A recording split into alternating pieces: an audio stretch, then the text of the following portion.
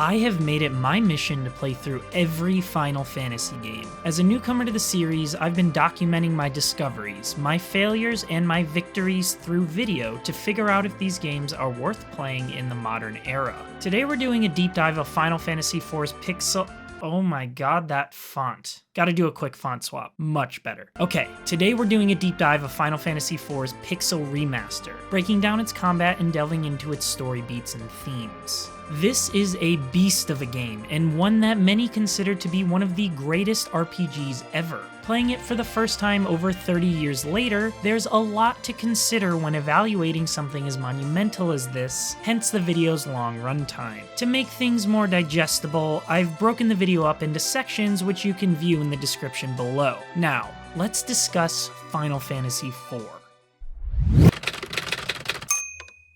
Fans know that Final Fantasy is an anthology franchise. While some aspects of the series, such as chocobos, crystals, and our wonderful Cid, carry over to future games, each numbered entry offers a new world, story, characters, and mechanics for players to experience. Final Fantasy I laid the series' foundation. From a story perspective, a party of heroes harnessing the power of light, destined to gather the mystical crystals and stand against the darkness. From a gameplay perspective, players move through an overworld, navigating dungeons and enduring random battles through a turn-based battle system. The player's party is made up of various jobs, such as a white mage with a focus on healing, or a warrior that's focused on damage. Final Fantasy II featured a greater emphasis on storytelling and introduced an individualized stats system, something I'm not a fan of, which I made clear in my video on the game, but its focus on established characters with strong personalities rather than blank slates for the player to inhabit is a staple that's still relevant to the series today.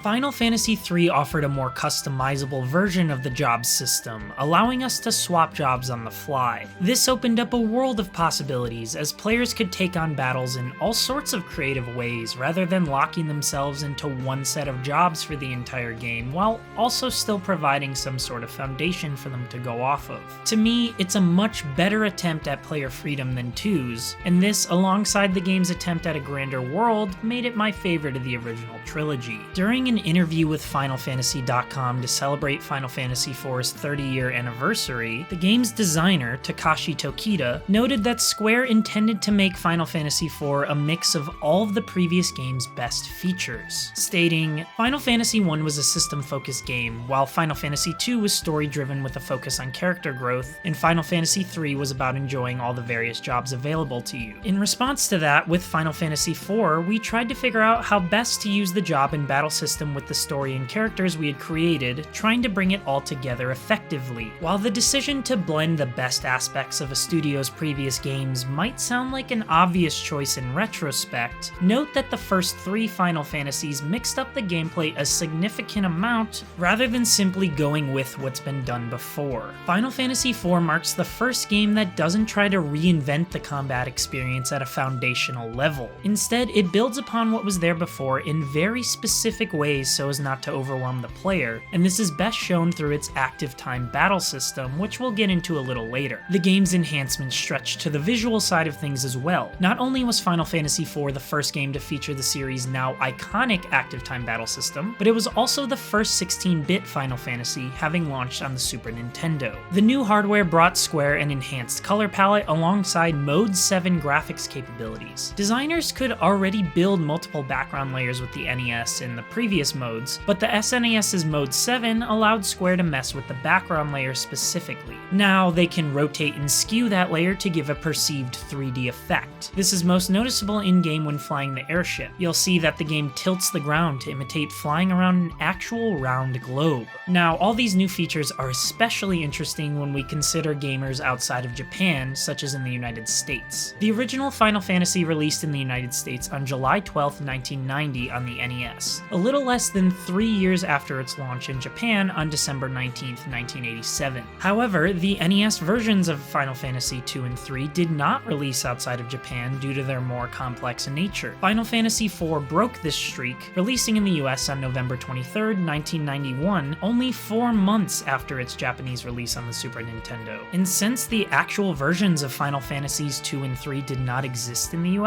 US port of Final Fantasy IV was actually named Final Fantasy II. So to US gamers, they saw a massive jump in storytelling and mechanics from Final Fantasy to their perceived Final Fantasy II, which was really Final Fantasy IV, and I find that really neat. It must have been mind-blowing to experience so many graphical and gameplay changes right away, rather than the gradual buildup of systems that Japanese players saw with each version. That note aside, these developments, alongside 30 years of praise, have set me up for what sounds like my most epic Final Fantasy experience yet. Now, let's talk active time battle system.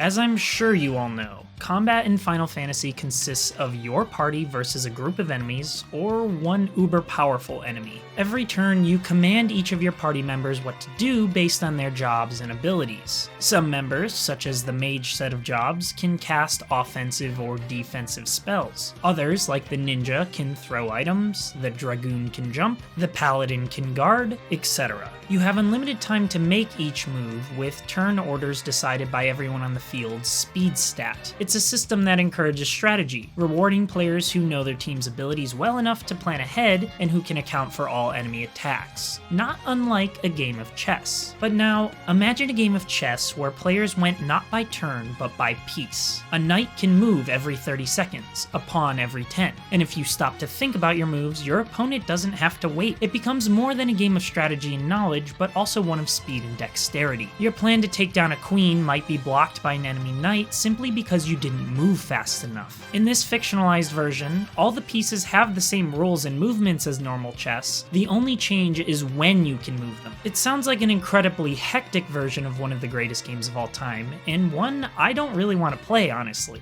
And while it's not an exact one-to-one comparison, this shift represents Final Fantasy IV's approach to battle when compared to its predecessors, though it's a lot more accessible than this fictionalized version of chess. Don't worry. Created by Final Fantasy IV's battle designer, Hiroyuki Ito, the Active Time Battle System, or ATB, rids Final Fantasy of its typical turn-based nature. No longer can players take unlimited time on their turn. Instead, party members run on a rechargeable ATB gauge. Once the gauge is full, the player gives them a command, they do the command, and the bar starts to recharge. Its recharge speed depends on a few factors, such as the character's speed stat, if the character is affected by slow or haste, or if the character casts spells, the severity of the spell they cast. This isn't to mention that higher level spells or summons might take longer to cast after their selection. In this case, the gauge won't refill until the spell or summon is cast. Enemies also have an invisible ATB gauge, which keeps battles interesting. If you're sitting around waiting to pick which command to use or enemy to attack, they're gonna wail on you and your party. Remember preemptive strikes, that random chance where your entire party gets to go first? They're still here, this time meaning your party starts with their ATB gauge is full. However, if you're not giving commands fast enough, enemies may still attack before you're finished. In this case, it greatly benefits you to have spell and item locations sorted and memorized. In another 30-year anniversary interview with IGN this time, Tokita stresses how difficult it was to perfect this ATB balance. He says, "The active time battle was truly a result of repeated trial and error. In actuality, we were unable to envision in the slightest which characters would take action after input based on the initial conditions in which the order of character speed and wait time between actions were set. As a result, we omitted the wait time associated with direct attacks and lengthened the wait time for things such as powerful magic, adjusting the specifications so that the behavior that follows an input would be more imaginable." Not gonna lie, I don't know if that paragraph was proofread, because it's kind of confusing. The way I perceive it is that they were unable to decide how party members should take their turns based on the actions they were doing. For example, if a white mage was casting a defensive spell, should that spell be cast immediately and the game moves to the next entity with the highest speed stat, or should that spell take time to cast? The solution they came up with was that direct attacks would happen immediately, while more powerful spells would take longer to cast. While this new system certainly takes a little bit of getting used to, it contributes to a more fluid feeling of battle overall. Of course, you can turn on the wait setting in the options menu to make things a little easier on yourself, which I did. This setting on means that battle pauses when you're in the item and spell select screens. But the thing is, you do have to actually get there before the game pauses, so you can be attacked in those crucial few seconds it takes to get to the item menu. And even then, I noticed a few times where enemies would attack after I opened the menu, so there must be a second or two long buffer. You wouldn't believe my disappointment during a tough battle, where a teammate is almost dead, and I'm rushing to the white magic tab on my white mage to heal them before the enemy can get in an attack. But I'm too slow. The enemy attacks before I can hit enter on the magic menu and destroys my weakened party member. It's funny to feel frantic in a turn-based game, but the ATB certainly makes it that way. Success is no longer just reliant on player level and their knowledge of enemy weaknesses, but also on input speed and in knowing how long certain spells or attacks may take to finish. In that 30th anniversary interview with FinalFantasy.com, Tokita stresses how difficult it was to perfect this ATB balance. He says, "The initial run of it just had everyone act in turn based on who was fastest. You couldn't tell at all what was going on, so there was no time to think about weaknesses or anything of the sort, and you just ended up spamming buttons. We came to the conclusion that would never work, and I think from there we tried various things, eventually getting to where we tweaked the battles using a waiting time. We made it a little easier to play by implementing rules that included being able to attack right away, or things like strong summons and certain types of magic having a delay before they would activate. Planning ahead is the way to go. By watching the ATB gauges, I know my turn will be my summoner, my dragoon, my white mage, my ninja, and my paladin in that order. From here, I know I'll cast a powerful summon with my summoner, have my dragoon jump, have my white mage cast reflect to protect against any spells, and have my ninja and paladin attack. But while my dragoon is in the air, my ninja is taken out. Now there are only 3 party members left to target, and one of them is my white mage. So do I have my white mage revive the ninja, or should I keep her healing up my surviving party members? I could have my paladin or summoner use a revive, but that would mean less damage output. I could keep my dragoon on the ground to help tank the enemy damage, but his jump ability is so powerful it would be a waste. I choose to revive, but my white mage is attacked while preparing to cast. I can only hope that the enemy attacks someone aside from her so I can get a heal off in the next turn, but my chances are lowered since the dragoon is already sky high. This isn't to mention that the enemy is constantly healing, so if I take a turn to have my ninja revive the white mage instead of deal damage, a lot of my offensive efforts are wasted. And at any point, the enemy can use a spell or ability I've never seen before and completely throw off my strategy. I need to process all of that in just a few seconds to minimize party damage and win battles. As I said earlier, it contributes to a more fluid system. As seen in this fight with a Ghost Knight, this enemy plays normally, attacking or casting magic when its turn is ready. But it also counters physical attacks by immediately casting Bio, and counters magical attacks by casting Reflect. These counters don't take up the enemy's turn. It will react with Bio every single time I physically attack it. On top of this, it still has its own ATB gauge and doing other actions with that. This makes for quite the dangerous enemy that you're gonna have a lot of trouble with if you aren't paying attention. And the game plays with all sorts of counters and turn-bending moves just like this. I'm a really big fan of it all. The series absolutely could have gone on without this active system and been fine, but this touch of real-time really changed how I approach battles. It punished my lapses in focus, tested my knowledge of the battle mechanics and enemies, and injected a nice bit of energy into even the most mundane fights. It's funny because at release, apparently some players felt that Final Fantasy IV was too hard. Tokita just thinks it was players getting used to this fluidity, stating that every battle feeling like a struggle might come from Final Fantasy IV being the first implementation of enemies that react in battle,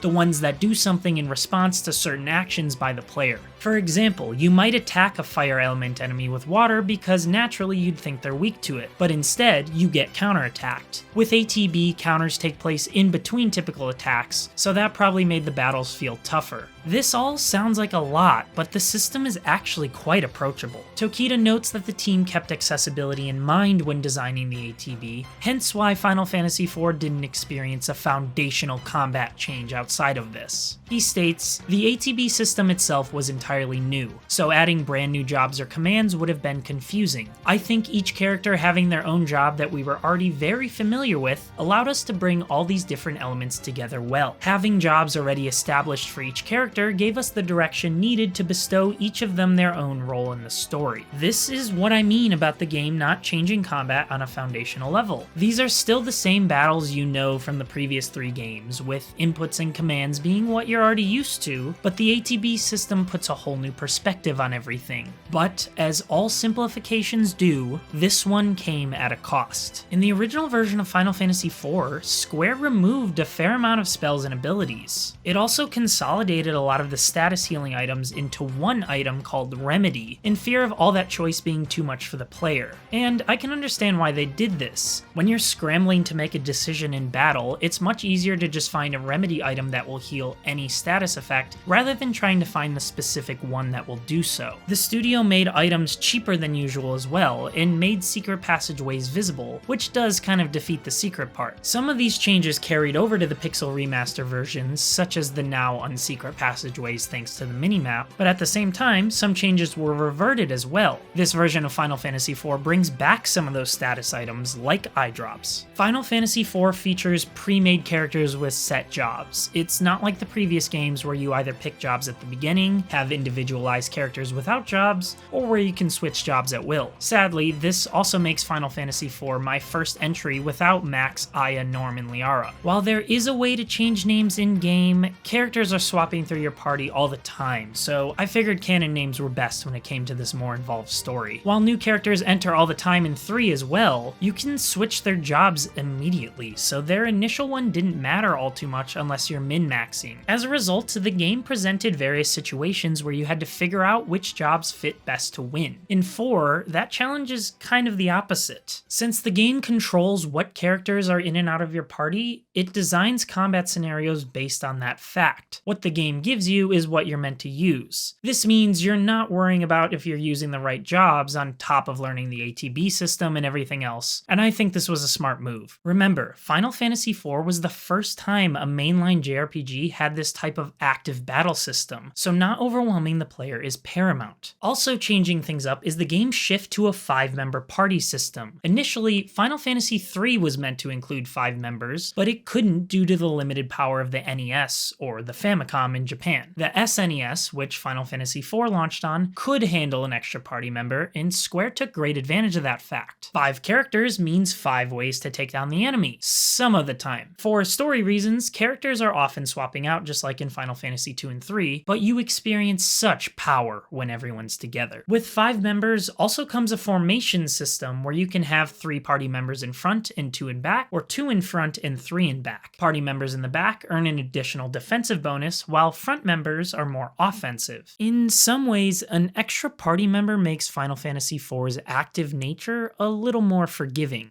One more member means one more chance to land a final hit, one more slot for some really useful spells, or one more friendly to tank some damage. It also provides some built-in gameplay variety, which is almost never a bad thing. Final Fantasy IV does a great job dispensing enemies that match your party's damage output. At no point in the main story did regular battles feel too easy or too hard while I progressed, while bosses were a great challenge every time. Part of this may be due to the Pixel Remaster's balancing efforts, as the game's Steam discussion board notes that leveling requirements have been halved. As I mentioned in my previous videos on the series, I think this is a good thing. Grinding just for grinding's sake isn't really difficulty, it just artificially lengthens game time. In fact, JRPG enthusiasts will know that grinding was more in place to give players more bang for their buck at a time when game cartridges were expensive. Nowadays, we have so many games, and they're much more accessible, so there's no need for an outdated mechanic to take up all of our time. Plus, those who love grinding still have that option in some of Final Fantasy IV's side content, which we discuss in a later section. Tokita himself even notes this, stating that things are different now. What's valued is finding a smooth difficulty slope that keeps players from having to do things over and over again as much as possible. Don't get me wrong, I'm okay with a bit of grinding before, say, a game's final boss, but I appreciate that the Pixel Remaster of 4 eliminates most grinding while still providing a reliable challenge through the creative enemy types and active time battle system. As I continue through the Final Fantasy games, I'm learning that this is what attracts me to the series most. For some people, it's the epic tales, for others, the sense of exploration, and while those are all great, for me, it's the problem solving and sense of mastery over the game's mechanics. One of my favorite battles in this game is against an enemy called the CPU. While this big ball is the main enemy, it also brings with an attack and defense node. The former does crazy damage to my party, while the latter heals the CPU.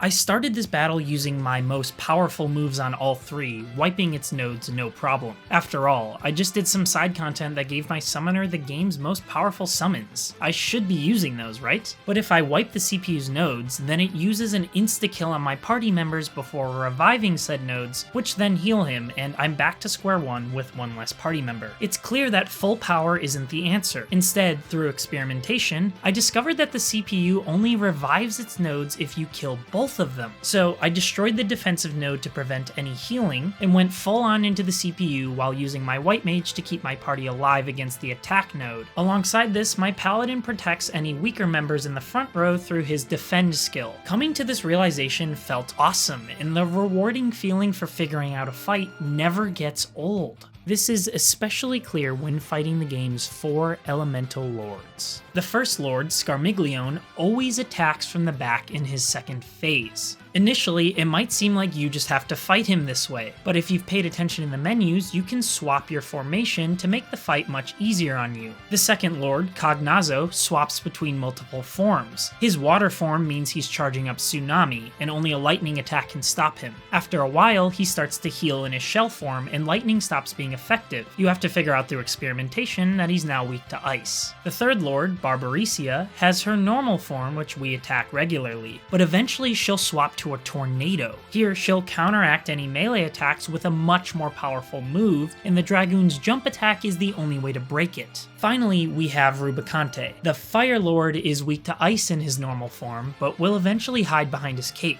At that point, ice damage starts to heal him, so we have to use other tactics until he puts his cape away. I really enjoyed figuring out how to counter the Wicked Mask enemy. The Wicked Mask casts Reflect on itself, meaning that any spells of mine are repelled back onto us. Then it casts spells on itself, but because it's using Reflect, those spells will then hit us even if we're using Reflect. It's a way around our defenses too. Essentially, this makes magic attacks useless against the mask. That is, unless we use this spell to remove the Wicked Mask's Reflect. It will keep casting spells on itself and self-inflict damage rather than reflect it onto us. Boom, he ends up ending himself. From a terrifying demon wall that slowly threatens to crush you, to a plague that casts doom on your party, only giving them a few turns to live, and casting haste to speed that countdown up, there are countless memorable battles in Final Fantasy IV that force you to think tactically. This thought-provoking combat approach is the series' best aspect, and something that 3 and 4 especially do a wonderful job of in such different ways. According to a Famitsu interview from 1991, when the game was still in development, our boy and series creator Hironobu Sakaguchi is a fan of these psychological challenges as well. For example, he says, say you reach a certain area with your party nearly wiped out, and in that moment we throw a boss fight at you, but one that's balanced for the party's current weakened state. I'm hoping we can prepare a lot of scenes like this, stuff that's custom tailored to the psychological moment of the story. And while you'd think my love of mechanical mastery would mean I'd love Final Fantasy II's focus on statistical customization, too much time was spent trying to grow stats through annoying ways than actually playing that game. I don't think it was balanced properly for the freedom they were going for. In a few ways, I actually prefer Final Fantasy III's approach more, as it's a little less handholdy and requires a bit more thought and knowledge of every class. It's more experimental, no doubt, but that also comes with a lack of accessibility that can turn off a lot of more casual players. Either way, Final Fantasy IV's take is still a very worthwhile one, and I'm more than happy to play with the ATB system at the expense of job switching. And as we'll discuss a lot later, static jobs make for fantastic characters. The game's magic system shifted back to an overall MP counter to power your spells from, like in Final Fantasy II, rather than the selective spell level system from games 1 and 3. In the other magic system, you have tiers of spells, and you can only cast so much of each tier. So if you had Cure and Fire on tier 2, and tier 2 only gets 5 uses, say you used Cure for all 5 of those uses, you're suddenly locked out of Fire. It eliminates freedom and punishes you for using certain spells. I much prefer or the overall magic pool that all spells pull from. This shift works great with the ATB system, as you're only focusing on which spells you have magic left for, and not jumping through tiers of spells that have nothing to do with one another. Speaking of casting and magic, summons are commonplace in this game after their introduction as side content in 3. If you're unaware, summons are powerful beings you can summon into battle to inflict damage or various status effects. They cost magic points, just like magic does, but once you learn a summon, you can use it as many times as you'd like. For example, I often use the Titan summon, which casts a spell called Gaia's Wrath that creates a massive earthquake to damage all enemies on the field. I'm quite pleased about the extra focus on summons in Final Fantasy IV, since I missed summoning entirely when playing through 3. Honestly, it's impossible to miss here thanks to a certain character who can harness such summons, one central to the game's opening moments. And with that, let's get into the story and characters.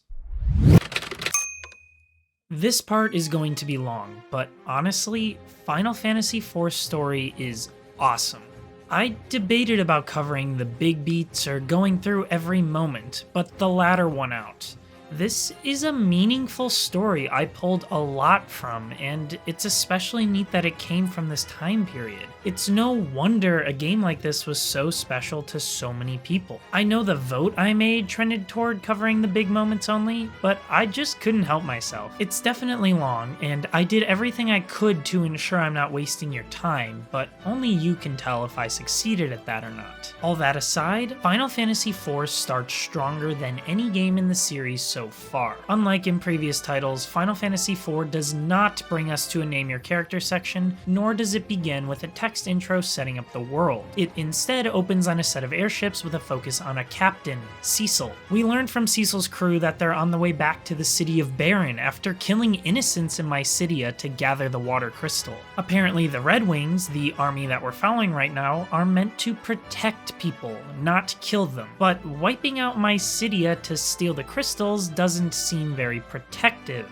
A few of these things, like the crystals and the airships, are typical of Final Fantasy. The others are not. Why are we killing innocents? Are we focused on the bad guys? Something doesn't feel right. Such a darkly themed intro is reminiscent of Final Fantasy II's, which opens on your party running from the Palamecian army as it sacks a town. You're wrecked and your brother is stolen. It's honestly pretty awful, and with Final Fantasy IV, it's weird to be starting on the villain's side of things. This is the first time we're not playing as an immediate do-gooder with a heart of gold, unquestionably dedicated to the light. Even weirder, we get back and others are questioning the king's intentions. A nobleman mentions hearing disturbing rumors about our majesty. A white mage notes that the king is acting out of character, and Cecil and his men are horrified, apparently, at the orders they carried out. What are your intentions with the crystals? Cecil himself asks his king. His answer is to be stripped of his rank and set off on a comparatively menial task with his friend Cain the Dragoon, to slay a beast that haunts Mist Valley and to bring a bomb ring to the nearby village of Mist. But before setting off on this new task, it becomes increasingly clear that Cecil isn't just another villain. Sure, he's a Dark Knight, which is suspicious from name alone, but we learn that this decision was ordered by the king, and that Cecil did it with the intent to protect Baron, not to plunder. As the intro continues, Cecil's apparent evil is quickly tinted with shades of good. Even Cid, looking healthy as ever in this game's rendition of him, seems to respect Cecil. And if there's anything I've learned about Final Fantasy, it's that Cid knows who's worth respecting. Plus, between Cecil's remorse, his crew's stress, and now Cid mentioning that the king had him build an airship for killing people, we should already be questioning how the game chose to portray its characters thus far and why. Cecil even notes that such behavior is odd of the king, who had raised both him and Cain since they were children. The fact that he's questioning such an important figure in his life shows a sense of humanity that isn't always prevalent in villainous people. And even if a player isn't chatting up all the NPCs, learning all this information, and instead mainlining the story, the game solidifies Cecil's unclear nature when he expresses regret to his love, Rosa, before resting later that night. It also showcases his loyalty in two ways. One, he reveals that he and Rosa can never be together due to his dark knightedness.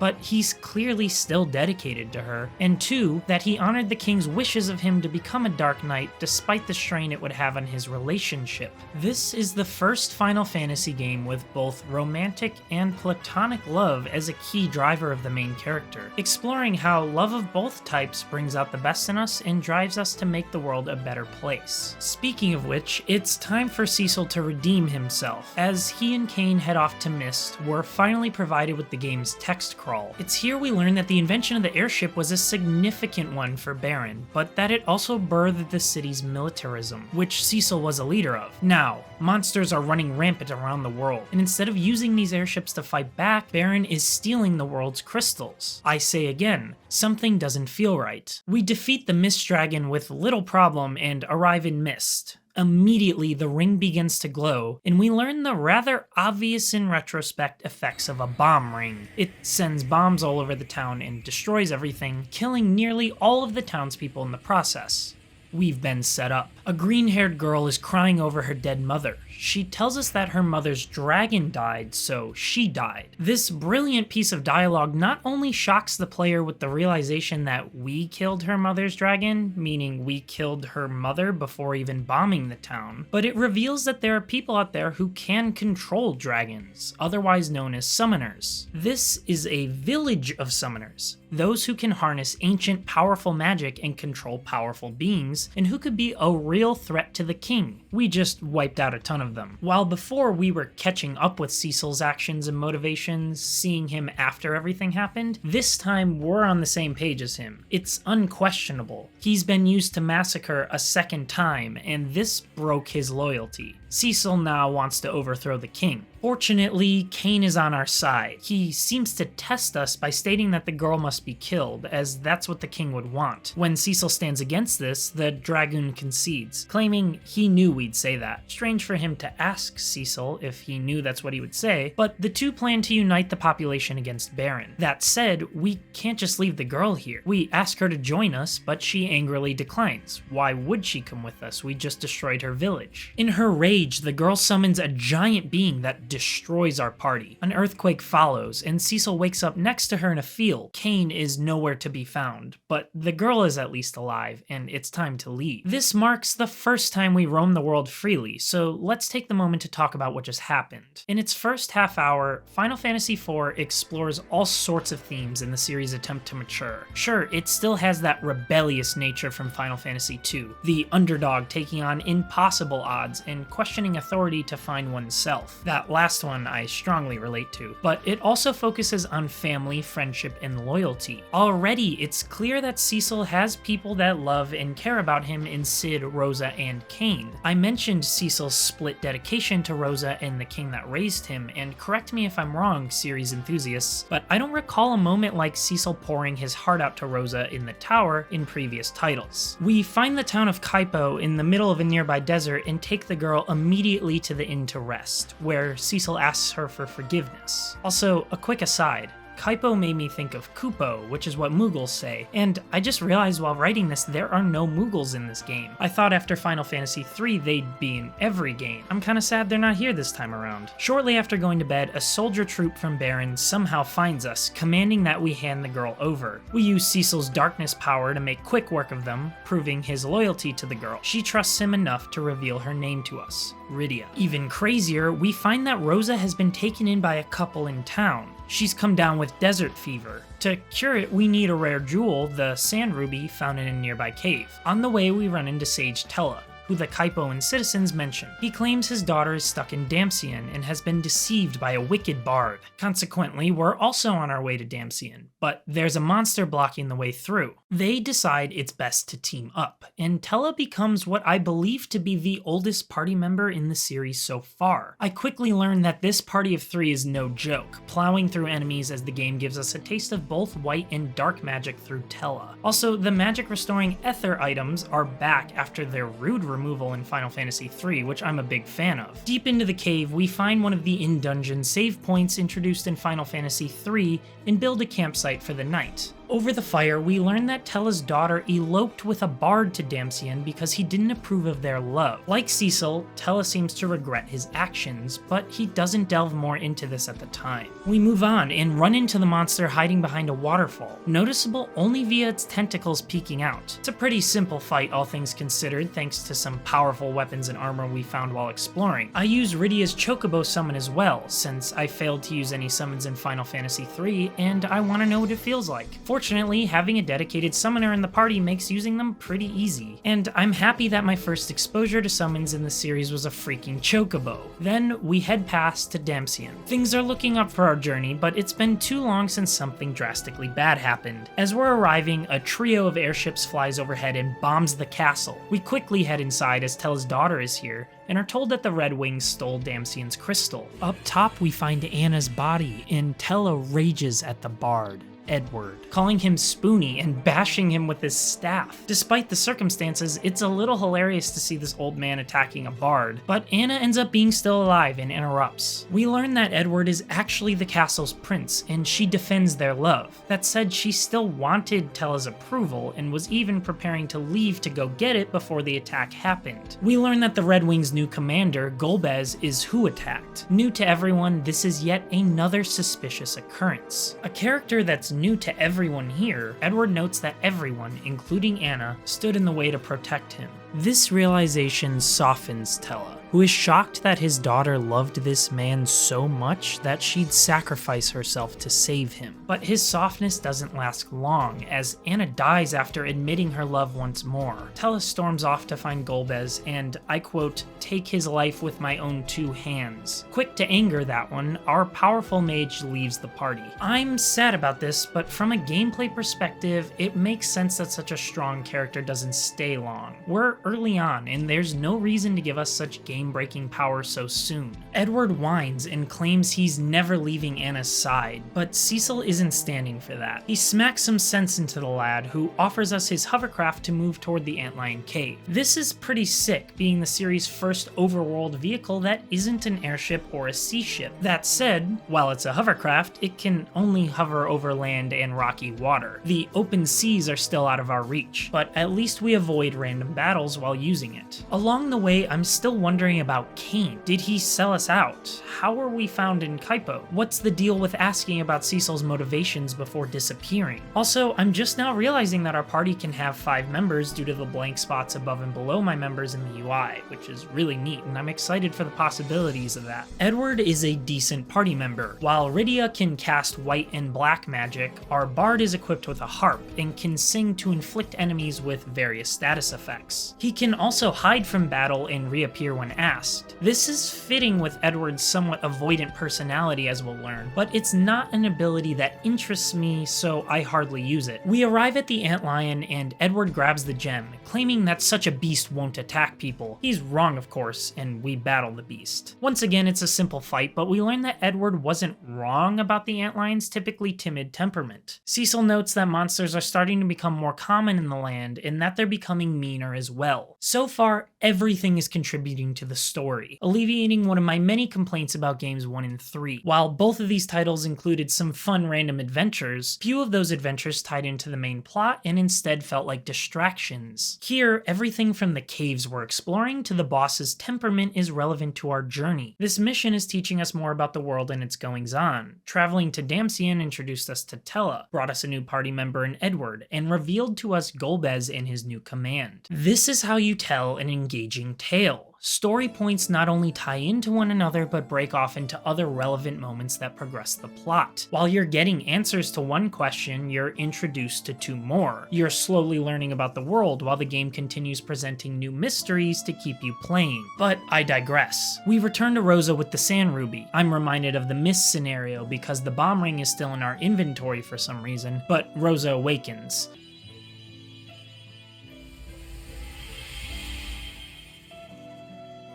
We learn that Rosa was told that Cecil died in the earthquake, so she ran off to find us. Another sign of the loyalty and companionship surrounding Cecil. She believes Golbez is manipulating Baron's king to collect the crystals for himself, and notes that the Wind Crystal in Fable and the Earth Crystal of Troya are next. Rosa joins the party, and we decide Fable is our next step. Unfortunately, the pathway through Mount Hobbs is blocked by ice, an issue we actually ran into while exploring earlier, so she'll be teaching Rydia fire to melt it. We leave tomorrow.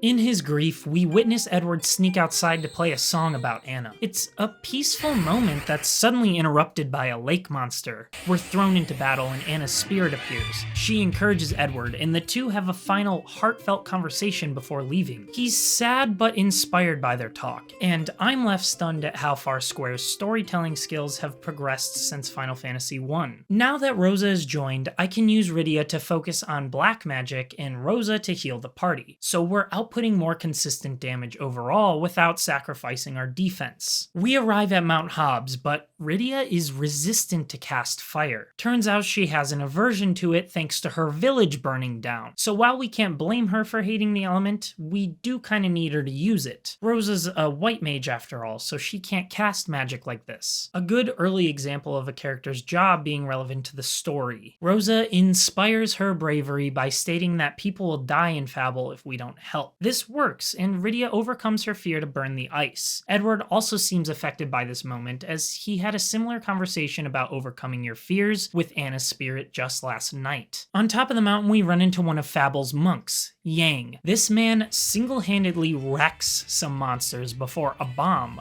the Mom Bomb, comes into play. Having a strong history with bombs, we jump in to help and battle with our first full party of 5. An extra party member is quite useful here, as Mom Bomb breaks into 6 smaller bombs that wreak havoc on my team. We barely make it out alive. We learn that Yang was training here with some of Fable's most powerful monks, but they were all wiped except for him. This is relevant, as the only monks left to defend Fable are students we doubt Golbez will spare. We hardly have time to warn Fable's king before the attack begins, and while we hold off some attackers, it's all too much. Our party retreats to a secret room behind the king's throne where the crystal is held, only for Kain of all people to walk in. He and Cecil battle, and we learn what a pain in the ass a dragoon's jump is when you're on the receiving end. Rosa walks in and breaks Kain's focus, only for Golbez to follow and criticize his weakness. The party's first interaction with the main villain. It's only fitting that Cecil is down just to show how powerful our enemy is. Demonstrating this power, Golbez sends Edward and Yang flying, steals the crystal, and steals Rosa on his way out. Fortunately, even though our healer has been stolen, Rydia saves us with her heal. We're having a lot of small victories here, but suffering some bigger L's. Why was Kain under Golbez's control? Could this be willing and Kain was ready to betray us this entire time? Either way, we need to see what's going on in Baron to find our answers. Cecil understands that Baron has weak water defenses, so he and Yang ask Fable's king for a ship to infiltrate the city and save Rosa. The king agrees, and Yang's wife sends us off on our journey, but we're attacked by an underwater beast some way throughout that journey. One a crewmate identifies as the Leviathan. Rydia is thrown off the ship. Yang jumps after her, and Edward is knocked out amongst it all. Our ship is swallowed, and Cecil wakes up on a beach, alone.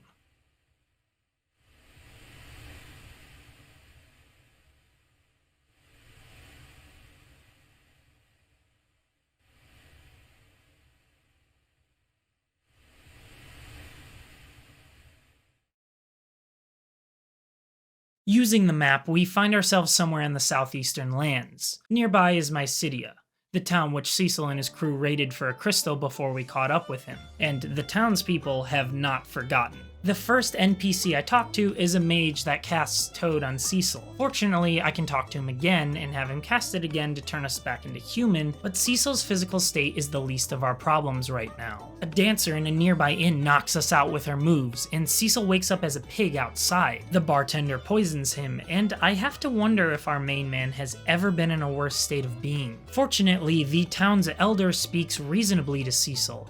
He notes that if Cecil wants to fight with purity and take down Golbez, he must remove the darkness from his life. To do so, the Elder recommends we travel to Mount Ordeals in the east, embrace our destiny, and turn our dark sword into one of light. He even provides us with 2 sibling trainee mages named Palom and Porum, so we're not alone. These two have a funny relationship, with the younger Palom boasting about his skills, while Porum scolds him to act with respect. We also learn of the Devil's Road, a path that leads from Mysidia to Baron. Understandably, the road is closed off for now, but that's certainly a convenient sounding way to get back to Rosa. The townspeople also treat us differently now, laughing at Cecil's attempt to harness the light, which is a funny touch. It's cool to see the NPCs have different dialogue based on Cecil's actions and how the story's progressing. We find the game's first chocobo forest and discover a new breed of bird, a white chocobo. We can't ride it though, it just restores our magic, which is still pretty cool, but then we ride a yellow one to the mountain to begin our ascent. Meanwhile, the game cuts to Cain and Golbez. The mysterious overlord summons Scarmiglione of Earth, one of the 4 elemental lords, and reveals that Cecil is trying to become a paladin. He commands the lord to stop us, noting that Cecil's dark sword will be powerless against his undead army. Cain begs to go in the lord's stead, but his earlier weakness has Golbez denying that request. Up top we find Tella of all things. The kids recognize him as our mage is legendary around these parts. Turns out he's on the mountain to learn Meteor, the most powerful of all black magic spells. I like this moment a lot. It makes the mountain feel like less of a convenient plot device for Cecil to be rid of his darkness, and more a place that has existed in this world before us, that others have come here to seek out such power. Yeah, the Elder mentioned previously that many people try and fail this ascent, but it's cool to actually see someone else doing that. Someone we're fond of and have a history with, no less. When Tella asks what we're doing here, Palom lets it slip that he's spying on something before Porum interrupts with a smack on the head. It's pretty easy to infer that they mean Cecil here, but we can't do anything about it just yet. Tella notes that Golbez is a powerful sorcerer, and I don't know why he didn't mention this beforehand when we were all wondering who this guy is. He then joins the party, and we now have a Dark Knight, a White Mage, a Black Mage, and a Sage, which can cast both types of magic. Powerful stuff. Scarmiglione, the first of the Elemental Lords, appears. We beat him and his undead army pretty easily, but then he transforms for a second phase and absolutely destroys my party. I realize I'm completely out of healing items, so we make a quick trek back to Mysidia to stock up and retry. I noted earlier how we beat Scarmiglione by swapping formation to counter his back attack, and we move past the monster to find a gravestone, a stone that calls Cecil its son. We're transported to a crypt, where a sword appears that converts Cecil to a paladin.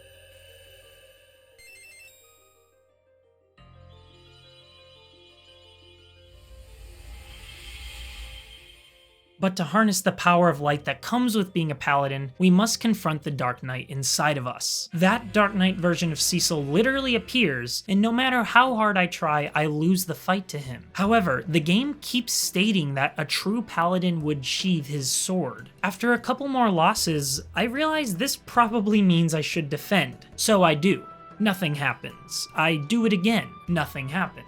The third time, though, a voice says, "There is more at stake than justice or truth." Not gonna lie, kinda unsure what that means, but it expected I would have that reaction, stating, "One day you will see." So I'm just gonna trust it. Cecil harnesses the power of the spirit's light and becomes a permanent paladin, a meaningful moment that completes his redemption arc. The man quite literally defeated the darkness inside of him, and with it, some of the guilt from his assault on Mysidia and his accidental attack on Mist. He can now harness that power of light and take on Golbez. Not only this, but Tella suddenly remembers all of his spells. He notes that the light somehow broke the seal upon Meteor, and at first I thought this was a little too convenient. I figured we should have had to battle a monster or something with Cecil's new power to unlock Meteor, instead of it just being given to Tella. It was the first story moment I had a problem with. But thinking about it more, battling a monster after Cecil's defending would have undermined that message. The whole point point of this transformation was for Cecil to harness the power of light and be a force for good. Immediately using that power to battle something right afterward may have undercut that message, so I forgive this moment. I just love how the game focuses on the jobs as a storytelling method over the third game's jobs as just a gameplay feature. These jobs are core to the characters' identities. We have Tella forgetting his magic and remembering it, Rydia not wanting to cast fire, Cecil swapping from a Dark Knight to a Paladin, Yang being a monk and training his warriors on the mountain. I could go on. Paired with this, we have party members speaking to one another and other characters in the world, rather than just having the party leader talk to everyone. This is part of why Final Fantasy IV's characters feel so much more realized than what we've seen before. They're actively participating in the world and have strong foundations, and it's so damn good. Now, to test Cecil's redemption in Mysidia. People are certainly treating Cecil better here, with some in shock of his class transformation. There are still some haters for sure, but the vast majority of people seem to have forgiven him. The Elder admits that he used the twins to spy on me, and we learn that the Paladin sword is inscribed with the words of an ancient Mysidian legend, telling of one born of a dragon that will save the world while bearing darkness and light, that they'll rise to the heavens to protect the land, and that the moon's light eternal brings a promise to earth with bounty and grace. While that first half is pretty obviously referring to Cecil and his newfound heavenly power, the second half is much more vague.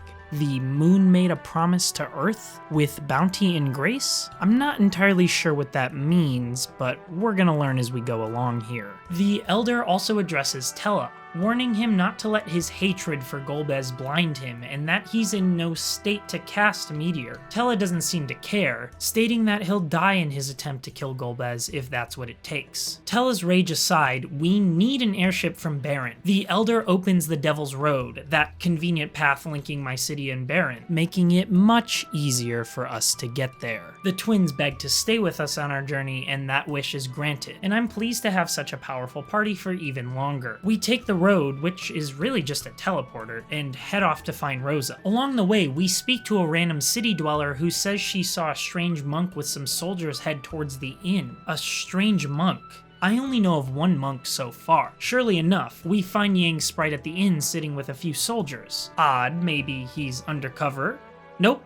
He doesn't recognize us and immediately sells us out. We struggle against Yang's kick ability that hits everyone at once, but we do end up taking him down. Also, funny enough, the battle scene refers to Yang as Monk instead of his name, which may have been an oversight or maybe on purpose. I honestly can't tell. Yang quickly returns to his senses and states that he doesn't remember anything after the Leviathan attack. He was somehow manipulated by Golbez's magic, hence his battling us. The party then takes the time to introduce each other, another example of the game's focus on character. Yang and Tella meet, Palom immaturely yells at Yang for falling under a Golbez spell, and we make a plan to find Cid in Baron. Another convenience, Yang has a Baron key that will let us open all sorts of doors within the castle, an actual benefit of his being under Golbez's control. One party member down in Yang, 2 to go in Rydia and Edward. An old lady mentions that an old waterway on the west side of town can get us into the castle. We find Cid's daughter, who hasn't seen him in days, and a dancer mentions the king banned dancing, if you're wondering how awful things have gotten since Cecil left. We fight through the old waterway, utilizing Cecil's new healing and cover mechanics thanks to his paladin job, and absolutely wrecking things with Tella's Thundaga attack. The waterway takes us through the castle's moat and inside its lower levels. This secret approach isn't as great as we thought though, since Bagan, one of Cecil's old soldiers, finds us immediately.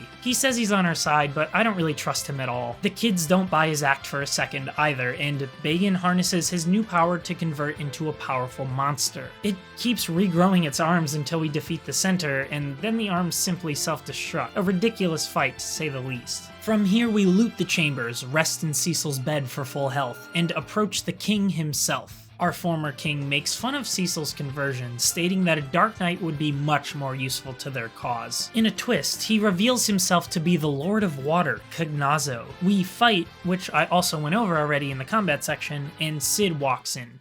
The actual Sid, not some lame imposter. We once again introduce everyone. Sid and Tella, both outspoken lads, bicker hilariously. Sid then reveals that while Golbez destroyed all of his airships, the mad genius kept one hidden for us to use. After he calls Tella old and deaf, we head out. However, just like with Scarmiglione, we're not done with Cognazzo after one fight. The next room over, the Waterlord's voice booms over our heroes, demanding that we join it in the Netherworld. The walls start closing in, and the twins start saying their goodbyes? Suddenly, they spread to our sides and turn to stone, stopping the walls from smashing us inward. Of course, Tella can just cast Esuna to cure them of stone and we can leave.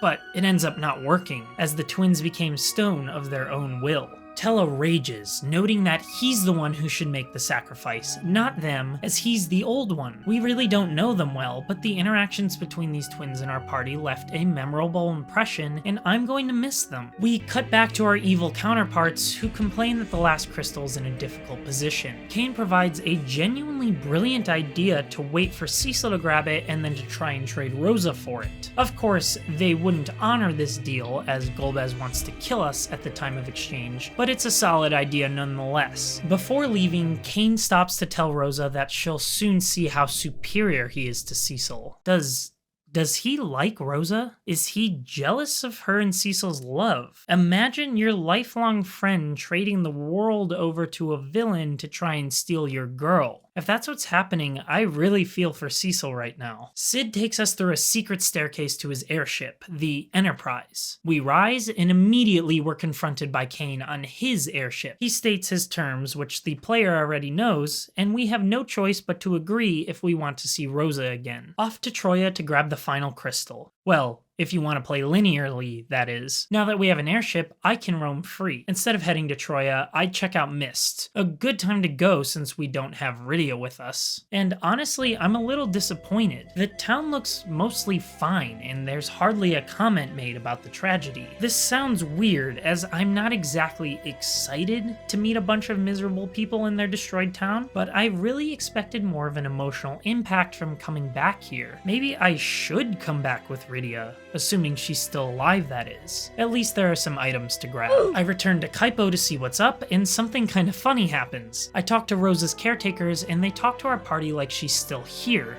stating that she feels like a daughter to them and she's welcome back anytime. Definitely a developer oversight, but a harmless one nonetheless. Next up is the town of Agart, a town I found by simply checking out a lone island on the map. Going over this in retrospect, there's a lot of foreshadowing in this town if you travel here this early. One lady mentions how there are two sides to everything, even this world. Another notes that their dwarven ancestors came from what they call the other world. A third citizen reveals a legend that their ancestors came out of a crater in the north. The existence of another world is then confirmed by a dancer, no less. She states that her moves are based on how her ancestors danced in the underworld, confirming what everyone else here believes to be rumors. Funny how they could have just asked this dancer in the corner. There are two especially interesting areas here, a sacred well and the town's observatory. I can't do anything with the well right now, but it is interactable, so it will surely be handy later. As for the observatory, astronomers note that one of the moons has been exhibiting strange behavior, that one of them is a color similar to blood. We check it out for ourselves, and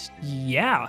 Compared to the bigger moon, the smaller moon certainly has a tint. A blood-like color seems a little dramatic to me, but I trust the astronomer that this is abnormal. I am no moon expert after all. And considering the moon was referenced in that poem on Cecil's sword, I wonder how this is all gonna tie in. Is the moon's promise referring to that bloodied moon? Maybe the promise isn't a good thing, but will end up being bad in some sort of twist. Next is a random castle, Eblin Castle, found near a tower so tall we can't see its top. I run up and down the castle's towers, but it's all abandoned. I find nothing but chests. Ominous. Near one of them is a hole leading to an underground passage, and we're ambushed by monsters. 3 powerful mad ogres that nearly destroy us, but we do end up making it through thanks in no small part to the items I found while exploring this castle. Inside we find a silver apple, an item that permanently increases a character's HP by 50, and I'm pretty sure an item like this is new in this game. I know in a previous title, I believe Final Fantasy 1, you get close to the end and you stand on these platforms that increase your stats permanently, but I don't recall an item that does this for you. We head upstairs to find an empty throne room, and I'm thoroughly creeped out imagining what could have happened here, so I decide to leave for Troya, the coastal city where trees and water abound. Here we've got a sunbathing townsperson and citizens soaking in the water. All it's missing is a beach. It's also home to a black chocobo farm, the game's second new chocobo race. These ones can't fly, but according to the farmer, ones you find in the chocobo village up north can fly at low altitudes, something that will certainly be useful later. Next is Troya Castle. The people here love to talk about how peaceful life is and how they've never been at war, even stating that they wouldn't be ready for one if it came to be. If that's the case, I wonder why Golbez was struggling with getting this crystal. But first, Edward is here. I stumbled across him randomly while exploring, though I later realized that a guard mentions a Damsian man appeared here, so that should have tipped me off. It's insane how a Leviathan attack can spread people so far. The bard is injured, no doubt, but he's alive. Everyone is given time to speak again. Edward's emo and regretful that he's always elsewhere when others are in need, but Cid will have none of it. He praises Edward for helping protect Cecil and Rosa while they were out, and even invites him to join us. Edward is too weak to do so, but he provides us with a twin harp, an item a villager noted can help amplify our voice. Also, showcasing his kindness, Edward asks Cecil to please save Rosa. Edward doesn't want our hero to suffer what he just had to in losing their significant other. We then raid some of the castle's rooms, as usual, before speaking with its leaders, the clerics. Interesting how a kingdom with a group leading it, rather than a singular egotistical king, has no history with war, huh? We learn that a dark elf stole the crystal and brought it to the northeast to its magnetic cavern, but I can borrow the crystal if I get it back. Now, I don't know if I've ever explicitly said this, but I take notes while playing most games. It's cathartic for me and helps me write detailed scripts if I end up making a video on that game. At this point in writing, I predicted that we're about to betray this beautiful place. I really hope that we don't, but it's almost too easy. The helpless war-averse country is missing its crystal. We help them get it back only to steal it again for personal gain. Whether or not this happens, we'll get into, but know that I went through these next phases with a gross gut feeling. I find the cave almost immediately, but can't land anywhere near it thanks to the nearby forests. I also can't get to the landmass it's on as it's surrounded by water and mountains. After a bit of pondering, I realized that all of this talk of flying black chocobos must have been for a reason. We fight our way to a chocobo forest up north and eventually navigate to a magnetic cavern towards its east. I like that the game has us finding an alternate path forward rather than just landing in front of the cave like how so many other quests work. It challenges us a little and introduces us to a neat part of the lore in the multicolored chocobos. I was warned by Troya's clerics that wearing metal inside would be quite detrimental, and Cid reiterates this when we enter, though Yang claims that his claws are fine. See, this is a strength over Final Fantasy III's system in a way, as characters with specific jobs are available at story moments like these, so the developers don't have to account for there being potentially other jobs here. They know every player will at least have Tella's magic and Yang's claws, and they can design the area's difficulty accordingly, factoring in the player's average level, of course.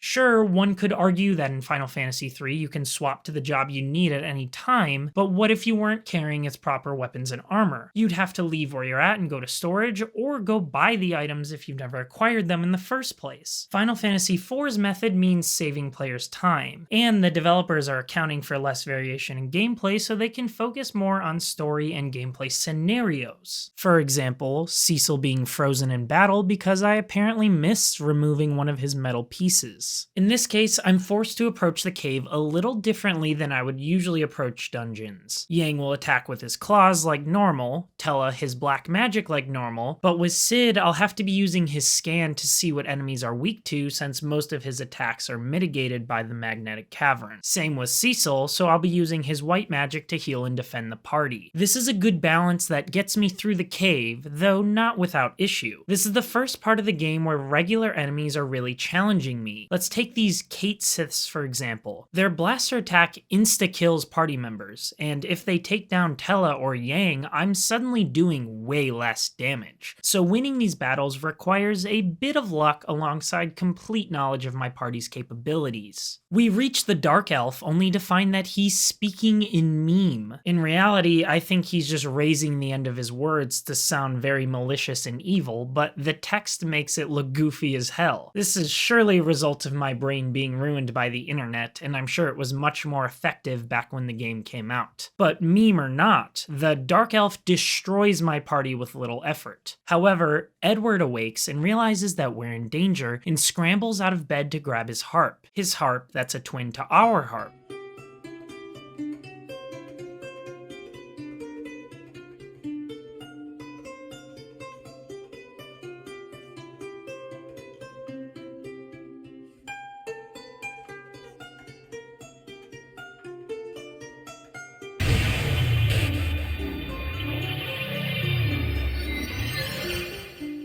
Which stuns the elf and eliminates the magnetic field, which allows us to use our weapons. Edward got his moment to help. Funnily enough, he complained about always being absent when others are in need, and he's still absent here. He just found a way to make that absence irrelevant. While I'm happy for Edward, I'm sad that we're fighting the Dark Elf with our weapons back. It's a missed opportunity in my eyes, when it would have been way more interesting to fight it with our bare hands. The fight we do get isn't bad, it's actually a great challenge, with the Dark Elf raining down spells all over my party members and doing things like turning them into pigs. I just think it was a missed opportunity for something more creative. A one-off fight without weapons, where we're trying out different ways to deal damage and exhausting all of our abilities. Maybe a new skill awakens in one of our heroes before the battle, just something besides returning to the status quo after such a neat dungeon. That said, it made for a great story moment with Edward, so I can't complain too much. We defeat the Dark Elf, grab the Earth Crystal, and use a chocobo to return to Edward. The bard claims he heard that tune back when he was a traveler, that it was used to ward off elves, and he figured it would work here. Thank you, good sir. This act also redeems Edward in Tella's eyes, a moment of growth for him as well. The clerics praise our return with the Earth Crystal.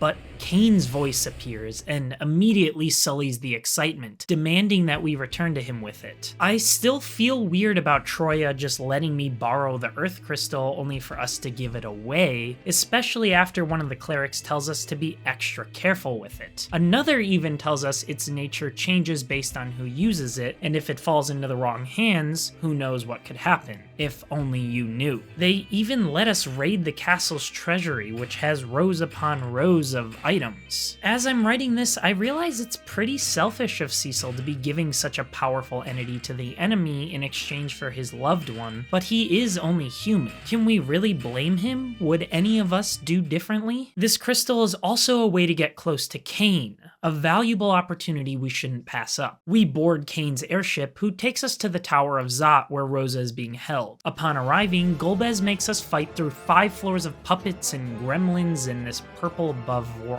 thing, and other ridiculous enemies to get to him and our beloved. Along the way, we run into the Magus sisters, a set of siblings who work for the Windlord Barbarecia. This is an interesting battle in which Sandy, the tallest, casts Reflect on Cindy, the middle child. Sandy and Mindy then cast spells on Cindy, which then reflects it onto our party. Cindy will also revive the other 2 sisters, so she's who I end up targeting first. Once she's down, the other 2 are a cakewalk and we continue to Golbez. The Windlord is gonna need new servants. This is what I'm referencing when I was talking about the Dark Elf section. Interesting battles like this that aren't necessarily just giving the enemy a ton of health and making us wail on them. It requires us to think a little deeper about the commands we're giving our party, having us react to unique scenarios that the the enemies are presenting. But now, it's time for Golbez. For some reason, Cecil hands over the crystal immediately without even seeing Rosa, trusting the villain at his word. Golbez, of course, refuses to hand her over, much to the party's dismay. Tella doesn't like this and storms into a one-on-one battle with Golbez. Tella decides this is the time to cast Meteor. The party objects, claiming it will destroy our favorite mage. Well, Tella did say he was ready to sacrifice himself for this, so obviously he doesn't mind and casts it anyways. His power surprises Golbez, who takes 9,999 damage and is just weakened. So weakened, in fact, that he no longer controls Kain. The Dragoon is on our side once again. But before running off, Golbez attacks Cecil with a powerful bolt.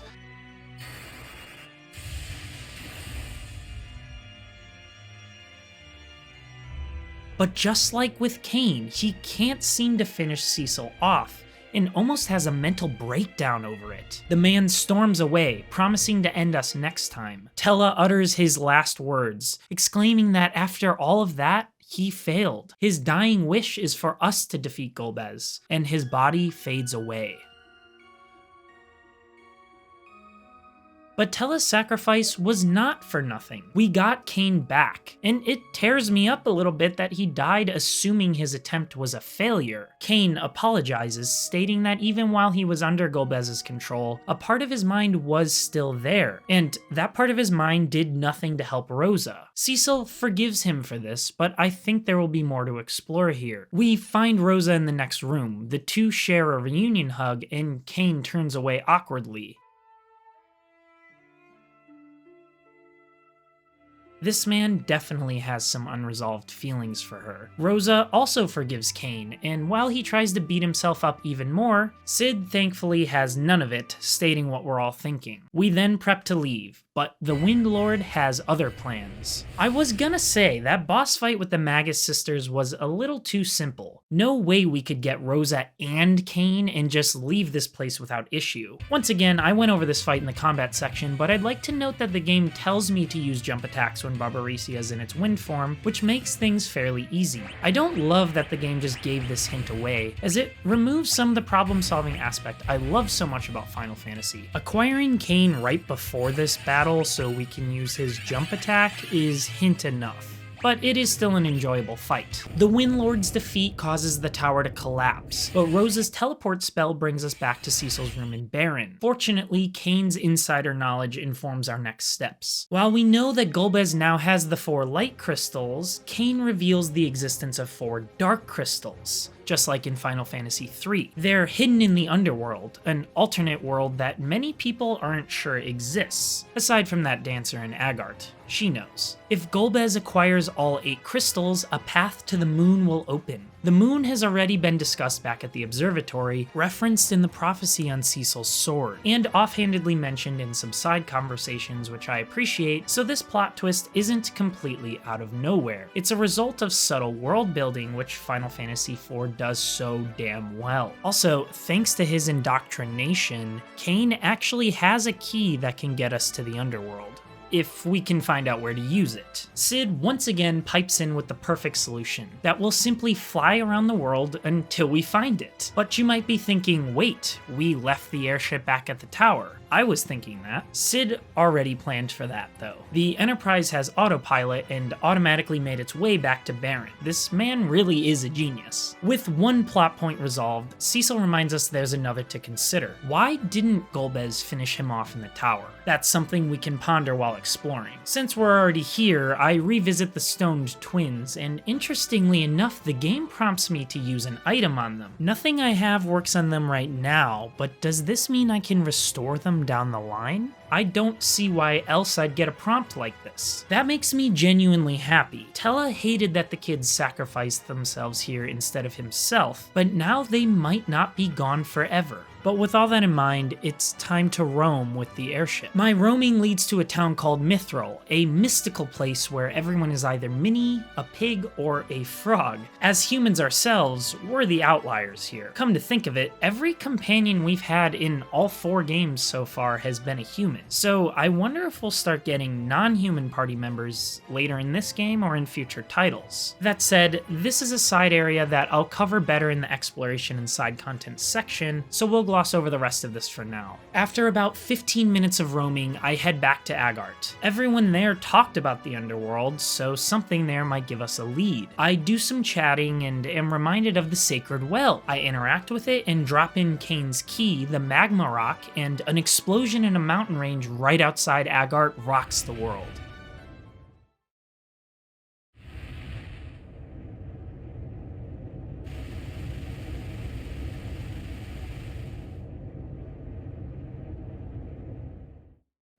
We take the airship down the resulting hole, and a cutscene wrests control from me as we enter a brand new area, evoking a similar feeling to draining the world in Final Fantasy III and realizing there's a whole other space to explore. Our ship speeds across pools of lava, and we suddenly spot the Red Wings. Even worse, we're caught in a crossfire between their airships and what seems to be an army of tanks. The Enterprise is taken down, fortunately landing next to a castle instead of in lava. Our heroes proceed. This isn't just any castle, it's a dwarven castle, confirming what the Agarthians said about their ancestors being dwarves and that those ancestors are from the underworld. The guards tell us to go see their King Giat, but of course we're going to explore a little first. That's the best part of finding a new area. We find a fat chocobo spawn, and the nearby dwarves are horrified that we call it something so horrendous as the fat chocobo. They worship this thing as the powerful being it is, and I love that even in the Pixel remaster where the fat chocobo is essentially worthless due to unlimited inventory space, we can still have fun with the concept. We learn that humans can't hold dwarven items as they're magical. This leads me to believe we're getting a dwarven party member soon, our first non-human one, which would be sick. Unfortunately, all of the other extra rooms are blocked off, so that's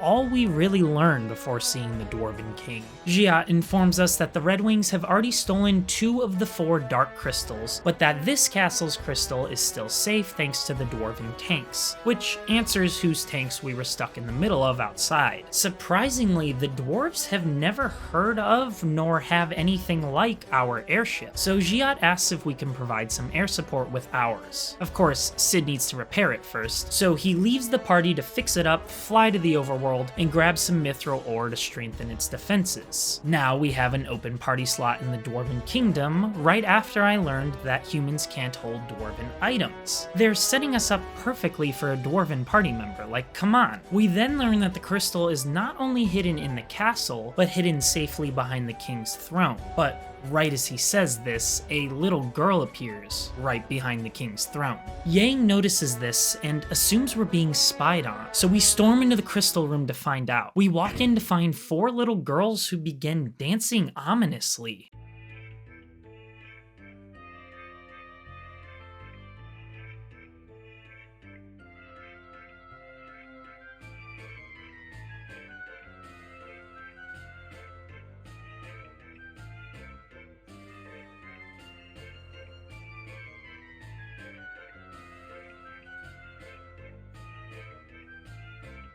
Calcobrenas, they reveal themselves to be, and threaten to take our heads. A battle begins, and the calming dance music continues in place of a battle theme, which is really off-putting. We quickly wipe out the front 3 dolls, but then the battle theme screams into play as the back 3 combine into a massive Calcobrena. This thing does some good damage, confusing and silencing our party and bringing us closer to death than I expected it could, but battered and bruised, we win out largely thanks to Cecil's white magic healing our status issues. But our victory rings hollow as the dolls revealed this place to Golbez. I didn't expect him to appear again so quickly, but we're nearing the game's second half, so I guess we're about to see him a lot more. As a reward for finding our way here, Golbez reveals that he's collecting the crystals to reactivate the Tower of Babel, a pathway to the moon. We kinda already knew this thanks to Kane, but it is nice to hear it from Golbez himself. The villain Stolen then paralyzes us and summons a shadow dragon to take us down. And as Golbez directs his power towards Cecil, a mist dragon appears on our side to defend us. Golbez is at a loss, and an unknown voice frees Cecil. I desperately attempt to heal our paladin, only for Rydia, of all people, to appear alongside us. But she's no longer a child, instead a full-grown adult. It hasn't been that long since she fell into the sea during the Leviathan attack, so I really hope we get an explanation for this. Thanks to Rydia's summons and no small number of Phoenix Downs, we restore our party and defeat Golbez. Now that is a battle, wiped down to our last man with next to no health, only for the return of a powerful party member to bail us out. From a gameplay perspective, it's awesome, and from a story perspective, it's another case of redemption. We killed a Mist Dragon back outside Mist, which ended up killing Rydia's mom, but thanks to Cecil's actions since then, a Mist Dragon ends up saving us thanks to Rydia. It's a really cool parallel. We learn that the Leviathan took Rydia to the land of summons, a world where the monsters that summoners can summon live. There, she became much more powerful as a summoner, though her white magic abilities are gone now. Also, time flows differently there, hence her age difference. Apparently, the queen of the land of summons informed her that a great force is secretly at work, and that we must all battle it together. Something more powerful than Golbez, I assume. Maybe a beast from the moon. This is similar to Final Fantasy III's plot, in which the World of Darkness was the true villain all along. Also, this is Kane's first time meeting Rydia since killing her mom. Cecil introduces her as the girl they saved from Mist, though he doesn't even apologize, which is kinda awkward. It also looks like we're not getting a dwarf, which I'm sad about, but Rydia is a fantastic alternative from both a story and gameplay perspective. But while I'm pondering all this, Golbez horrifyingly transforms into a hand and crawls off, grabbing the crystal and disappearing. This unsettles me, and is a choice I really don't know how to feel about from a story perspective. Like, obviously that wasn't it for Golbez, but him turning into a hand is odd and doesn't really make any sense at all. Normally, I'd say that greater force the Queen mentioned should have introduced itself at this point and stolen Golbez's body and crystal, but this would ruin a lot of the game's reasoning as to why we haven't seen this ultimate force just yet, reasoning that will be revealed down the line. So I do understand why this didn't happen, but instead of a hand, couldn't Golbez have just backed off after realizing Rydia's power, grabbing the crystal and running away? This would have shown how threatening Rydia has become, and also given her a bit of revenge against the forces that destroyed her life. I just don't get why he had to become a hand and run off. I think I'm a little disappointed because nearly every big moment in this game has had build-up and payoff. The introduction of the moon, the existence of the underworld, the Dark Elf's power, and our way of defeating it. Golbez has never shown any transformative powers like this, nor has any character really. Maybe this is a small thing, but it really bothers me in a game with such strong plot and character development everywhere else so far. With one crystal left for Golbez to gather, we return to King Giot. He reveals that it's stored in the sealed cavern in the southwest, and that Golbez is surely heading there. But he can't get in there without a key, and while you'd think we're going to fight him off there, Giot has a much more interesting plan.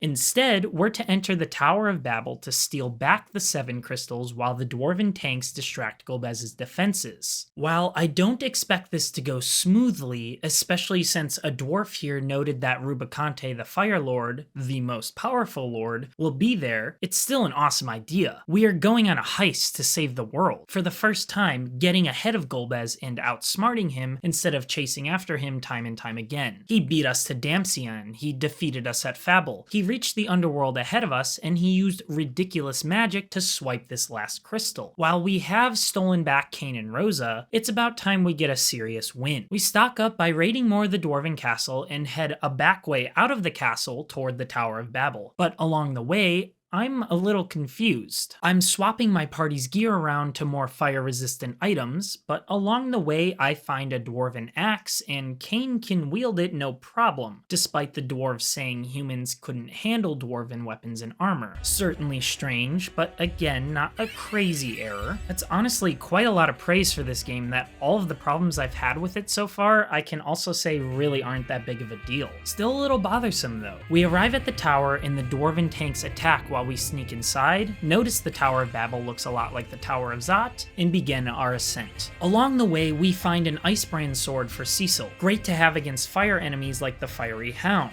Upon reaching the 8th floor, we find Rubicante, but he isn't challenging us right away, instead speaking to a new character, Dr. Lugay. The Fire Lord is off to Eblon, a town of ninjas that Golbez has already decimated, it seems. Also interesting because I found Eblin Castle, which was abandoned. The good doctor dances around, celebrating that he's now in charge, until Rydia comments on the matter, revealing our position to him.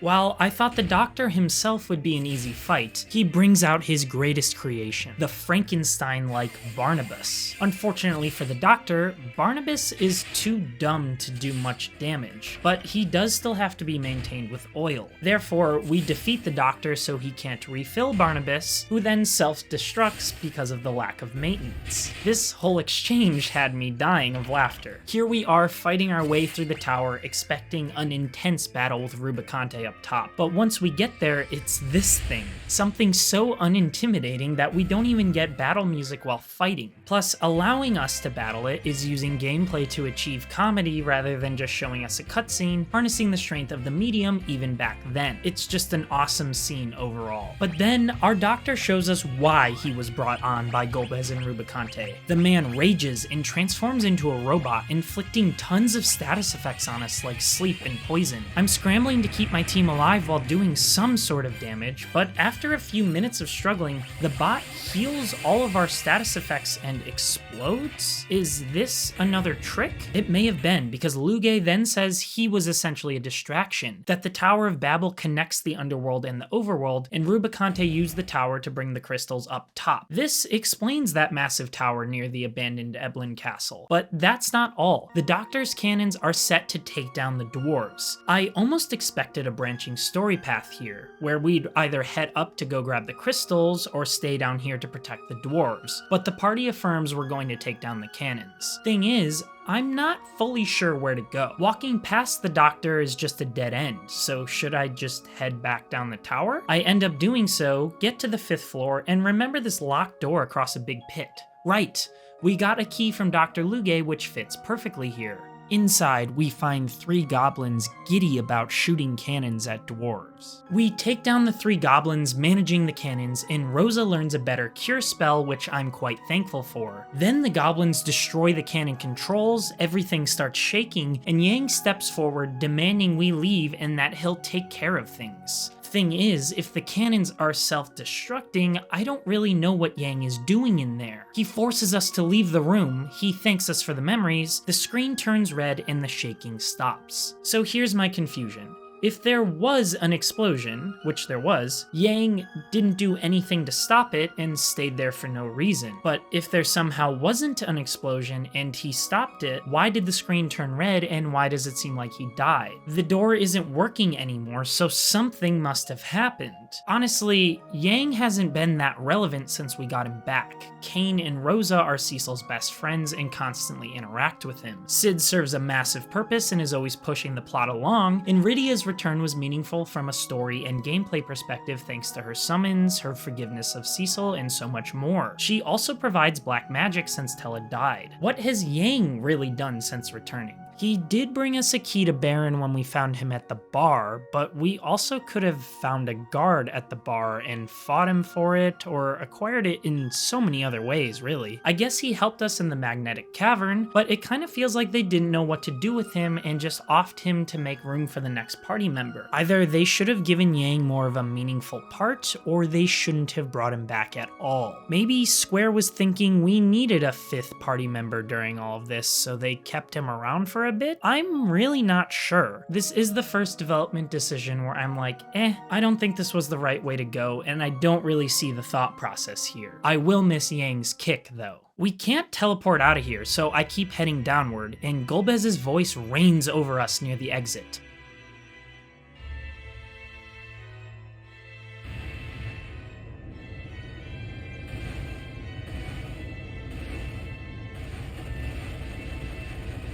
He detonates the bridge and into the lava we tumble. Just as everyone begins to accept their fate, Sid flies through with an airship to break the fall. "Doesn't get closer than that," he exclaims. And I've never been so happy to see this man in my life, though I'm sure he'll come through in future titles as well. We inform Sid of Yang's sacrifice and introduce him to Rydia, but the Red Wings are on our ass, so the pleasantries are cut short. Their fleet has been upgraded, so outrunning them isn't an option. Instead, Sid will detonate the entrance to the underworld, that massive hole we came in through, with a bomb just as we're leaving, trapping the Red Wings underground. Well, that's what Sid seems to think, but they were already under here by the time we blew the hole open, so they must have another way down, but I appreciate the gesture regardless. Just as we lost Yang, I figured Sid would take up that 5th party spot again, but alas, he's destined to die as well, and for a much better cause this time.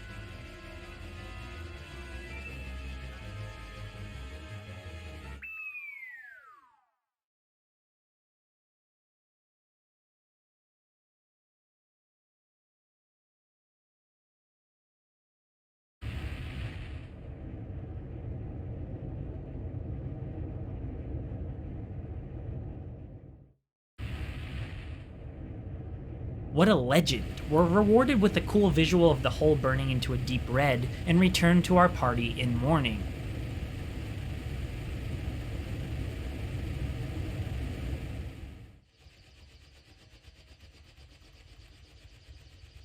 Yang's death definitely hurt the party, but Sid's really banged them up. Kane notes exactly what I've been thinking and critiquing, that everyone is choosing death way too hastily, and when we think about it a little more, neither of these deaths really made sense. Sid's made sense in the short term since he got us away from the Red Wings, but I still think there was another option. His sacrifice didn't trap them underground forever since they already had a way under there, so it wasn't a permanent solution. And I guess the point is that these decisions are being made in the heat of the moment, so it's not like these characters are putting a ton of thought into them, especially in Sid's case, and that's an argument I can respect. Now that we're locked out of the underworld, we're to return to Baron. Just to see if the party says anything, I go to speak to Sid's daughter, but we don't tell her what happened. She still thinks he's off playing around with his airships again. Back at the castle, Sid's men were ordered to attach a hook to the Enterprise. Does that mean we're gonna be picking up a crystal? Is there about to be another heist? Oh, it ends up being so we can pick up the hovercraft, which is interesting since we haven't used that thing in quite a bit. While I was unsure of where to go next, Sid's engineer says we can go anywhere now, even the cave of Eblon that leads to the Tower of Babel, so I'm pretty sure that's our next stop. We try to tell them about Sid's fate, but they interrupt us, stating how invincible and genius their boss is, so I guess we'll reveal his death when the time is right. We bring the hovercraft to Eblon Castle and ride it into the nearby cave. Inside we find a shuriken of all things. Does this mean a ninja class in our future? A floor or two later we find an Eblon settlement. The citizens say this is what's left of their people after their castle was destroyed. As cool as it is to find an underground settlement, these people are under attack and are running out of food, so it's a bittersweet feeling. I learned from the infirmary that a monster took out Eblon's ninjutsu, bringing some context to Rubicante's comment from earlier regarding wiping out Eblon ninjas. We also learn that Eblon's prince is out taking care of monsters. He promised his people's return to the castle once they're cleared. Thing is, the Tower of Babel is at the end of this cave.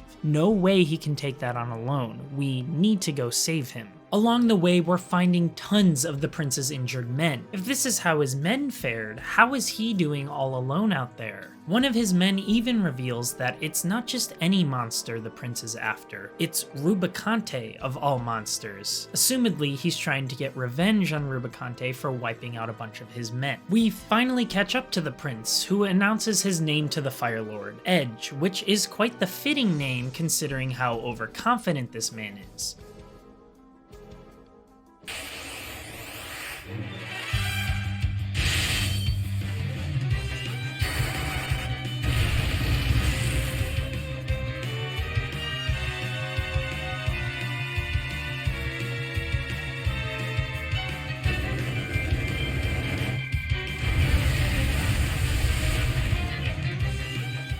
Rubicante eliminates the man with one spell, teleporting off afterwards.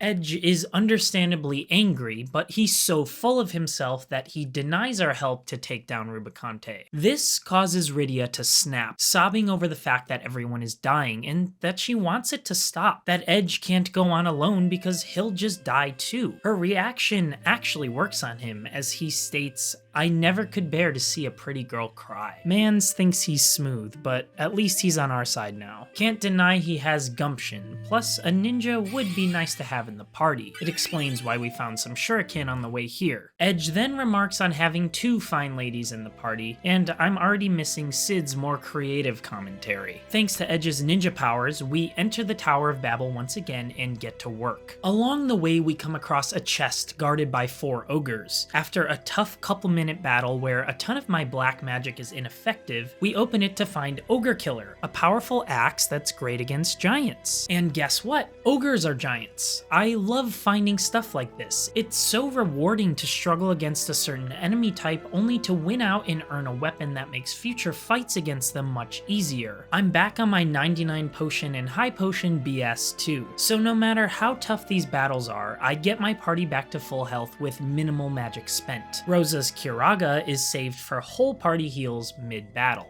Of all the enemies in the game so far, those in the Tower of Babel are especially impressive. We've got balloons that self-destruct if we don't kill them in time, the Lamia that counters every attack by casting Confuse, the Sorcerer that constantly summons in enemies, and the Ghost Knight that I mentioned in the combat section. The Ghost Knight combined with the Sorcerer that constantly summons them makes for a dangerous combination. I could go on, but there's one enemy that doesn't impress me as much, the Mystery Egg. This thing spawns randomly and presents one enemy, meaning the battle is almost always going to be a simple one. Even if it is a tough enemy, like the Lamia it so often spawns, we wipe it out almost immediately and I'm left feeling disappointed. Its status effect doesn't even persist outside of battle. It's not like a monster that is easy to kill but always gets off a poison or something. I'd always prefer a challenging battle with multiple enemies instead of this enemy type. On floor 5, we're stopped not by an enemy but by Edge's parents, the King and Queen of Eblon, who are supposed to be dead.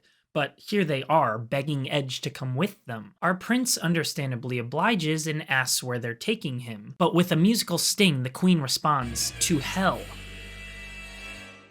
We enter battle with 2 twisted monsters, still sporting the King and Queen of Eblon monikers, which brings up even more questions. Is this actually them, possibly mutated by Golbez or Rubicante? Or could this be an illusion and the game is calling them the King and Queen until we find out what's casting it? Edge calls out to his parents as we battle, but I can't tell what their weaknesses are. I notice scan abilities in general, those that tell me the HP and weaknesses of an enemy, are failing more and more as I enter the late game, but fortunately, these bosses don't take too much damage. We win the fight pretty quickly, his parents snap out of it, and they actually end up giving their goodbyes. Sure that Eblon is left in good hands.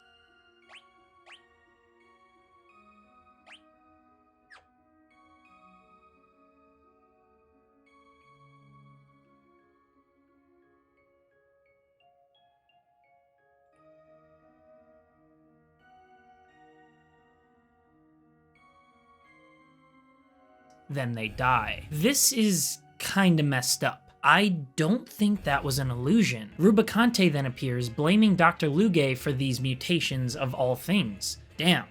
Having met him, I didn't think the doctor was capable of this type of horror, but definitely understand why they hired him now. The Fire Lord even apologizes for Luge's actions, claiming that he wants to fight us fairly. But Edge is rightfully enraged, awaking some dormant ninjutsu powers inside of him. The man's impulsivity has a gameplay benefit after all. While Edge thinks Rubicante's kindness is a joke, he actually heals us before the battle, which is kinda kind of him, even though I did just use a ton of items to heal up. Honestly, this choice annoyed me a little bit. We've already experienced segments where one battle leads directly into another after a cutscene, such as the Luge fight itself. Why didn't the game do that here and have Rubicante just heal us during the intersecting cutscene? I'd bet a ton of players use the downtime here to heal up before interacting with Rubicante. Why wouldn't you? There's no reason for this at all, you just end up wasting a ton of healing items. Once again, I went over this battle in the combat section, so we're gonna jump past it here, but know that it's a fun and challenging one. Rubicante backhandedly praises us and disappears. This was an impactful section. Using Edge's parents is a great way to catch him by surprise, as his short-sightedness would lead him to doing anything they'd say. Had he been alone, this parent trap could have been the end for him. Plus, Edge still has his grandpa, as we learn when he and his men come through to help out, so he's not entirely alone. We explain to them what's going on with Golbez and the moon, and Edge decides to tag along with us. The game then pulls a fast one on us. We enter the crystal room and peaceful music plays, only for a trap to spring that sends us crashing down a few floors.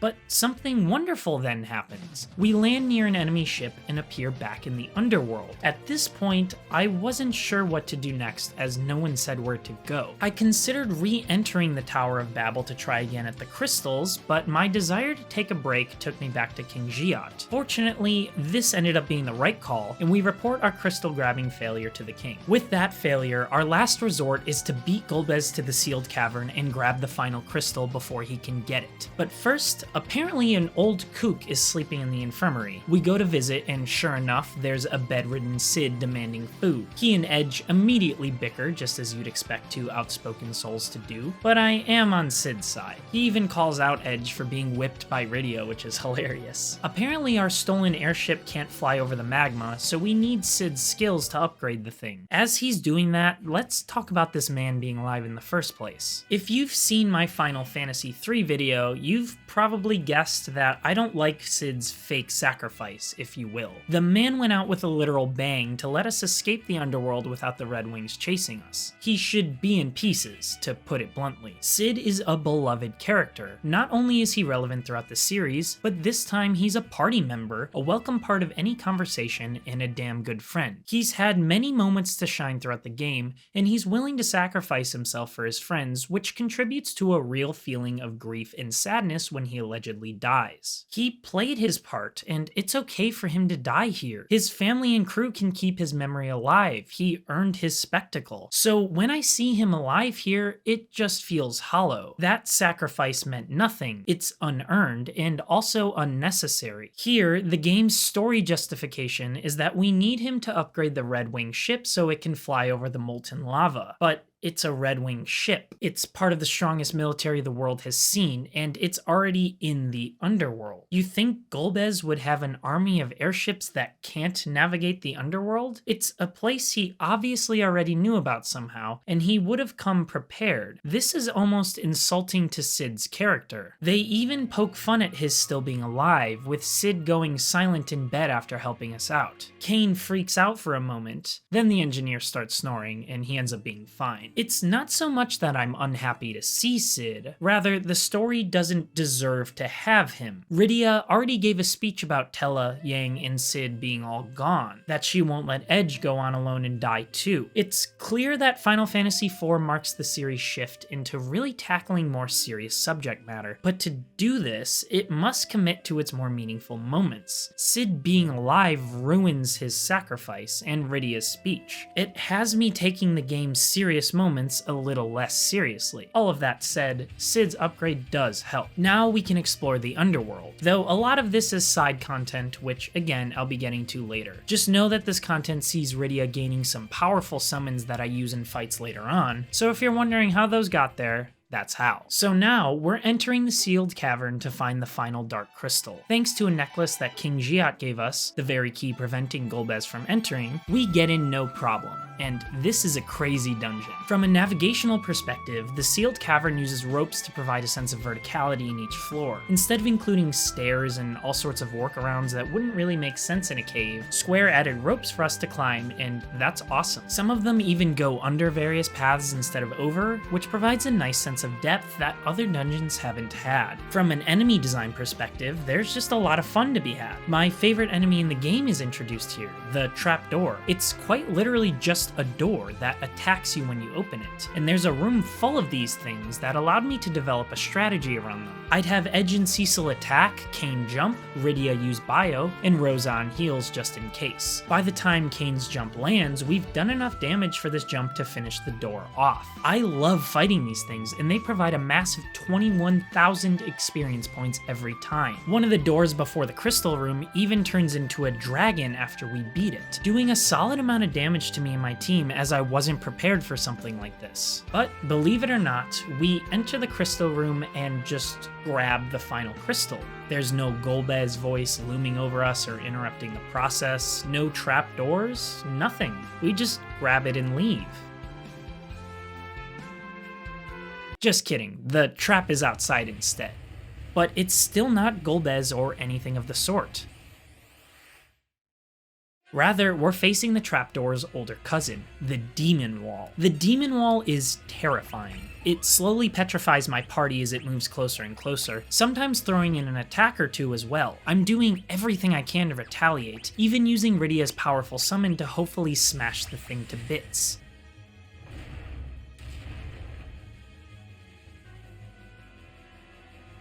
And just as the wall gets a little too close for my liking, it crushes Rydia just for Kain's jump to finish it off seconds later. I was really bummed about this, assuming she'd miss out on a ton of experience by dying, but it wasn't nearly as much as I thought. 16,100 instead of the 21,000 offered by the trapdoor, and it was a cool fight nonetheless.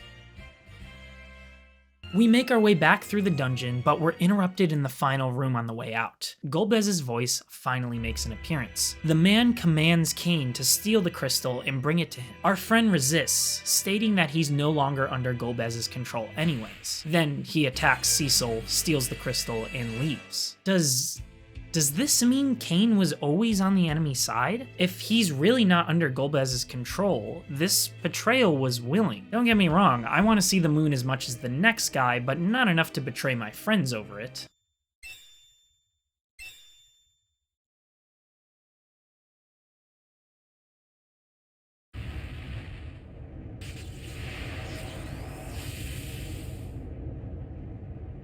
The Tower of Babel lights up, and I assume we're heading back up top to see what happened. But first, we have to inform Giat of what just happened. Once again, the king presents a path forward in the face of hopelessness. Giat reveals the legend of the lunar whale, a massive ship born from a dragon, and Cecil actually recognizes this as a Mysidian legend. Mysidia's very existence is a surprise to Giat, who thought it was all made up, a stark contrast to Cecil's history with it. We also note how Mysidia's elder dedicates his life to prayer. Giat infers that he's praying for the lunar whale, and that we must head there immediately before it's all too late. I like this moment a lot. Giat obviously knew about the lunar whale for a long time, but he didn't think it was real simply because he didn't think Mysidia was real. Us revealing to him Mysidia's existence suddenly legitimized the whale. Just a cool little bit of storytelling there. Thing is, to go get the whale, we need to go above ground, and the way above ground is sealed off. But Cid comes through with a solution to that: installing a drill on our airship. A great scene plays out as Cid jumps around the ship while Edge helps him out, only to get distracted and to go talk to Rydia. Cid notices this, the two argue, and Cid drags him back to the operation. Even if I disagree with his survival, Cid still has some great scenes.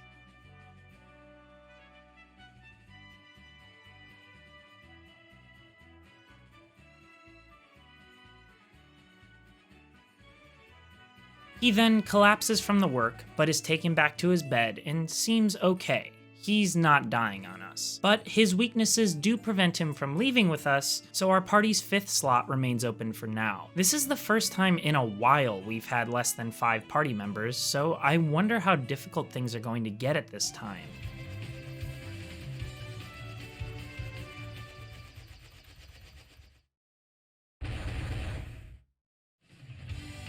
We drill through the Cid-caused obstruction and fly to Mysidia. The Elder is awaiting us and summons us to the Tower of Worship. Along the way, the game presents us with the poem on Cecil's sword once again, but this time we have additional context. The moon's light eternal brings a promise to Earth with bounty and grace. Examining this now, I think it's clear this is a prophecy. We've learned about the moon since last seeing this poem, so it's clear that the top half predicts Cecil, the one bearing darkness and light, will go to the moon, or rise to the heavens over the still land. Beforehand, I never would have thought this meant we're going to the moon. The heavens could mean anything from the sky to the clouds to actual heaven. This second half clarifies that heavens means moon, over the still land means earth, and that something up there is a gift, the moon's light eternal, one that will save Earth or bring a promise to Earth. With bounty and grace, it ends, meaning the gift will be generous and delivered without resistance, or that all of Earth will benefit from it. Essentially, we're going to the moon, and whatever we find there will save us. I love this storytelling. It's the game's sort of wholehearted gotcha moment, that the twist was told to you all along, and you're rewarded here if you connected the dots, but you're also not punished for not figuring it out yourself. The seeds for this reveal were planted a long time ago. It doesn't feel like an undeserved story moment that the writers put in just because they thought it was cool. It was an earned moment.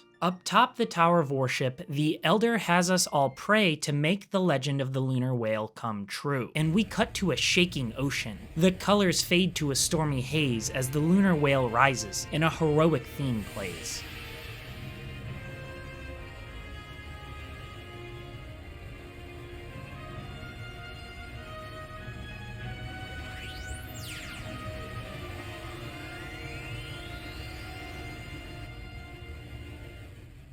Our elder reveals that a voice spoke to him, stating that someone awaits us on the moon, and that the lunar whale has a crystal that enables it to take us to the moon. We approach the beast and enter to find what appears to be lots of machinery. This leads me to believe the lunar whale is synthetic, a blend of nature in the assumedly man-made structures and architecture that houses the crystals. Inside, we find it's not as feature-packed as previous endgame airships, with this one missing a shop, but it makes up for that lack of usability through its awesome design. Also, the fat chocobo lives here at all times. I didn't even have to summon it. If it can survive underwater where the airship was being housed all this time, maybe it is some sort of deity. Cecil activates the crystal, and we're treated to an epic shot of the Earth with a red flashy dot representing our tiny selves hovering over it. The dot flies toward the moon as the camera dollies afterward, and we fade into our spacefaring whale hovering over its surface. You know, despite the technical limitations of the time, this was an awesome way for Square to show us the scale of space and how epic it was that we're really going from Earth to the moon. That is an insane feat that 99% of people will never be able to do in real life. They were able to communicate how one-off and truly insane it is that we were going to the moon, and their efforts are not lost on me all of these years later. As we hover around, we see a crystal castle in the moon's center, but we can't land near it. Instead, it looks like we're to land in a nearby cave and maneuver our way through. The moon certainly delivers on neat enemy design, featuring all sorts of cell-like alien creatures to fight, including one that's literally called a lunar virus. But one of the most terrifying monsters to me is the Abyss Worm. This hulking beast towers over the party, and I imagine it takes a lot of bravery to stand up to one. Imagine, you live in a world with swords and castles and magic, and you end up going to space and fighting this giant beast with a sword.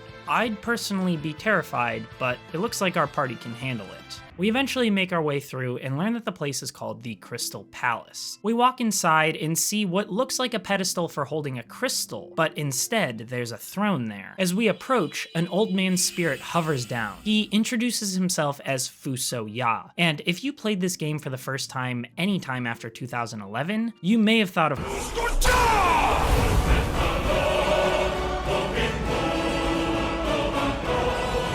It's okay, me too. Playing this in the future is weird, isn't it? Fuso Ya's duty is to protect the slumber of the Lunarians. Lunarians, he says, as if we should all know who those are. So get ready for a bit of an expository dump.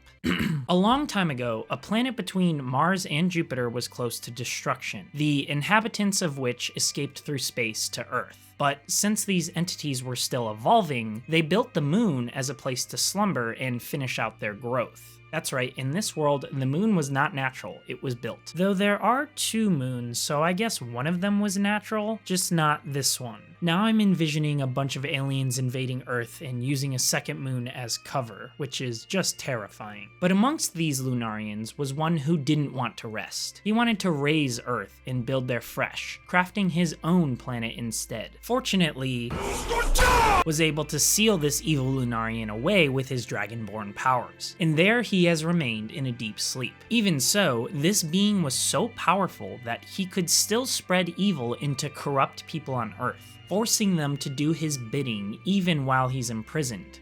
People like Golbez and Cain by extension. We realize now, just like with the World of Darkness in Final Fantasy III, there was someone pulling all of the strings here all along. His name, this lowlife, is Zemus, and Golbez is about to wake him up.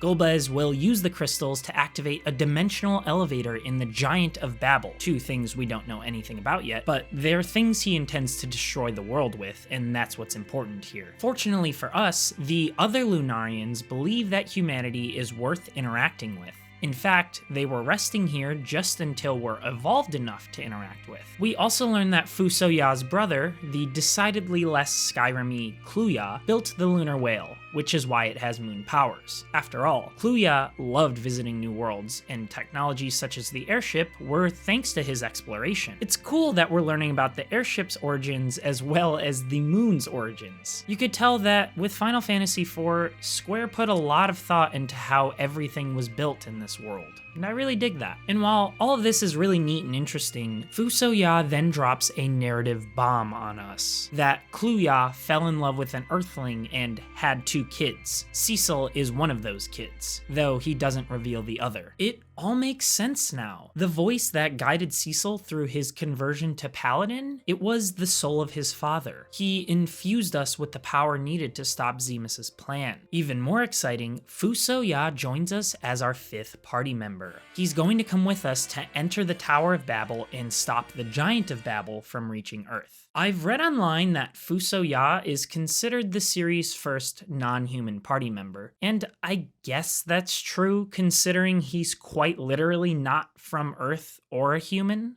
but he's pretty close. When I said I wanted a non-human, I guess I also mean a non-humanoid.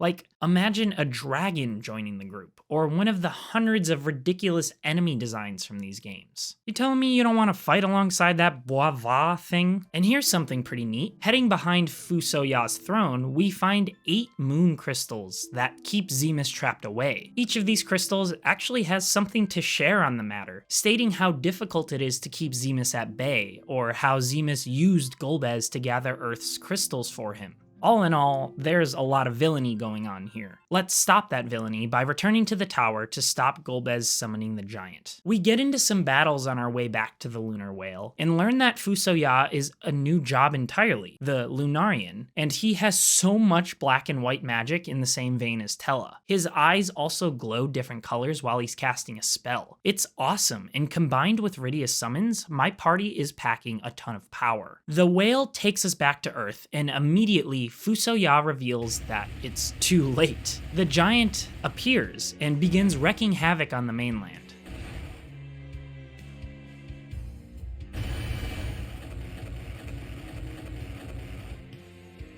Out of nowhere, the dwarves arrive with their tanks in the overworld to take it down, and we see Yang driving one. Now, a bit of a spoiler for the exploration section.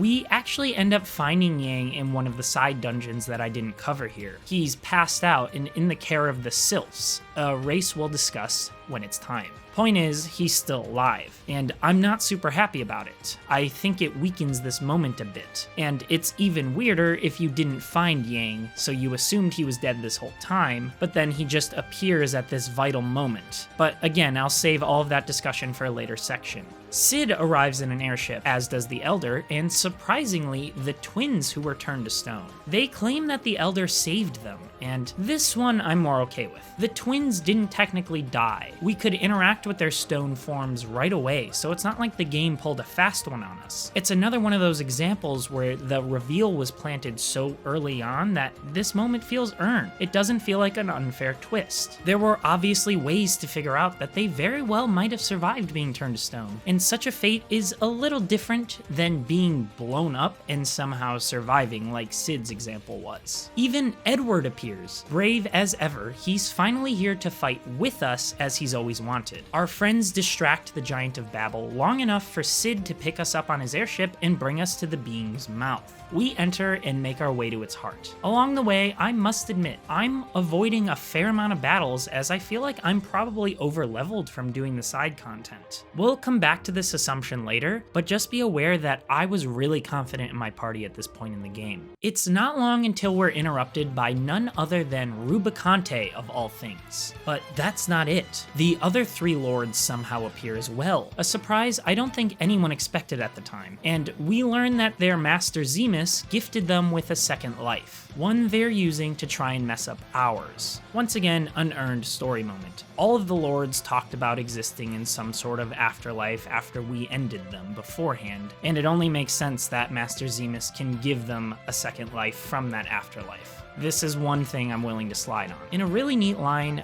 Rubicante notes that he learned to join forces with the other lords for increased power. You know who he learned that from? Us. He realized that fighting alone is not the move, and that you can all team up to become a much more powerful entity.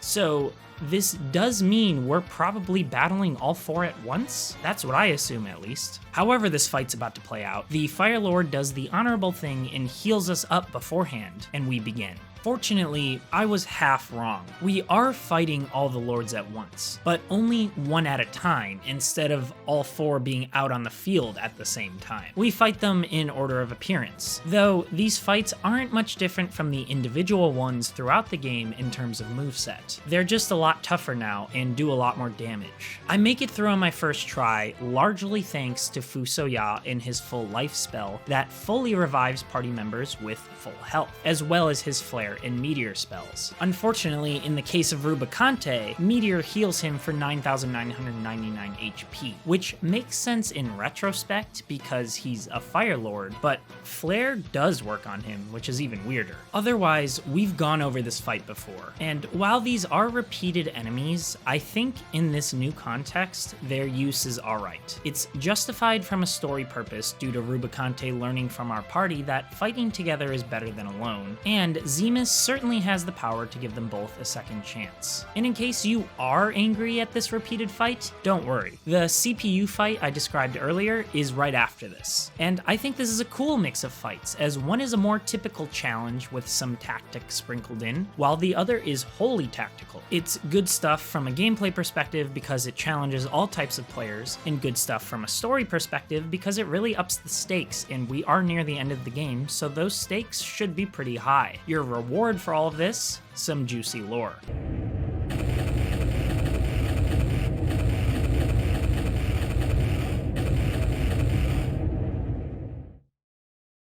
Golbez uncharacteristically storms out from the back, yelling that we killed the giant after wiping out its CPU. Fusoya will not stand for this though, interrupting him and yelling at our villain to wake up. The Lunarian is so bent on this that he seems to have sacrificed himself to clear Golbez of Zemus's control over him. For a second there, I really thought he just died to save Golbez, but Fusoya does continue speaking after he's on the ground. Golbez ends up remembering his father's name, Kluya, which, if you remember, makes him Cecil's brother. This is a crazy twist, and explains why Golbez was unable to kill Cecil so long ago. Once again, another story moment that was planned for and earned. Zemus chose Golbez because of the Lunarian blood coursing through his body, making him more susceptible to Zemus as he is well aware of Lunarians and how they work. Golbez and Cecil share a moment of realization before asking what I was wondering too. Why Golbez and not Cecil? Golbez believes believes it's because he already had the seeds of evil laying inside him and that Zemus just helped them grow. This sounds about right. Zemus preys on humans that were already a little bit corrupt. While we don't know what Golbez was like before Zemus's involvement, we can be pretty sure Cecil has no dormant evil inside of him. While he seemed villainous at the game's opening, we learned very quickly that Cecil was misguided by the king he once trusted, and that wasn't even the king's fault, really, as Zemus is the reason Baron's leader was acting so evil in the first place. In fact, that wasn't even the king. He was being impersonated. But while I've been busy talking to you, Fusoya and Golbez decide that they want revenge against Zemus and head off to exact it, leaving us behind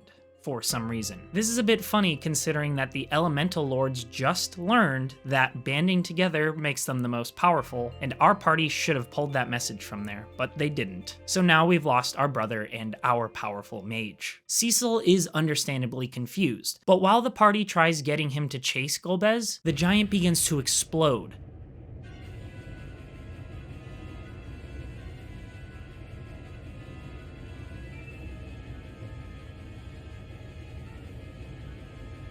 Cain, of all people, runs out, demanding we follow him to safety. While I believe Cain, since Golbez is now good and can't be controlling him, Edge is still on edge about this plan. Cain insists and takes us out the back anyways. We witness the giant's destruction and appear on the lunar whale. Cain apologizes for his now second betrayal. Edge does not accept this apology, but the rest of the party does and catches Cain up. Edge eventually agrees to come with us to chase after Golbez and Fusoya on the condition that we can eliminate Cain should he betray us once more, and I'm pretty appreciative of Edge's commitment to us. The prince has every reason to go back and tend to his kingdom now that Golbez is gone, but he instead vows to stay with us, wanting to give Zemus a piece of his mind. And here's our endgame party of 5.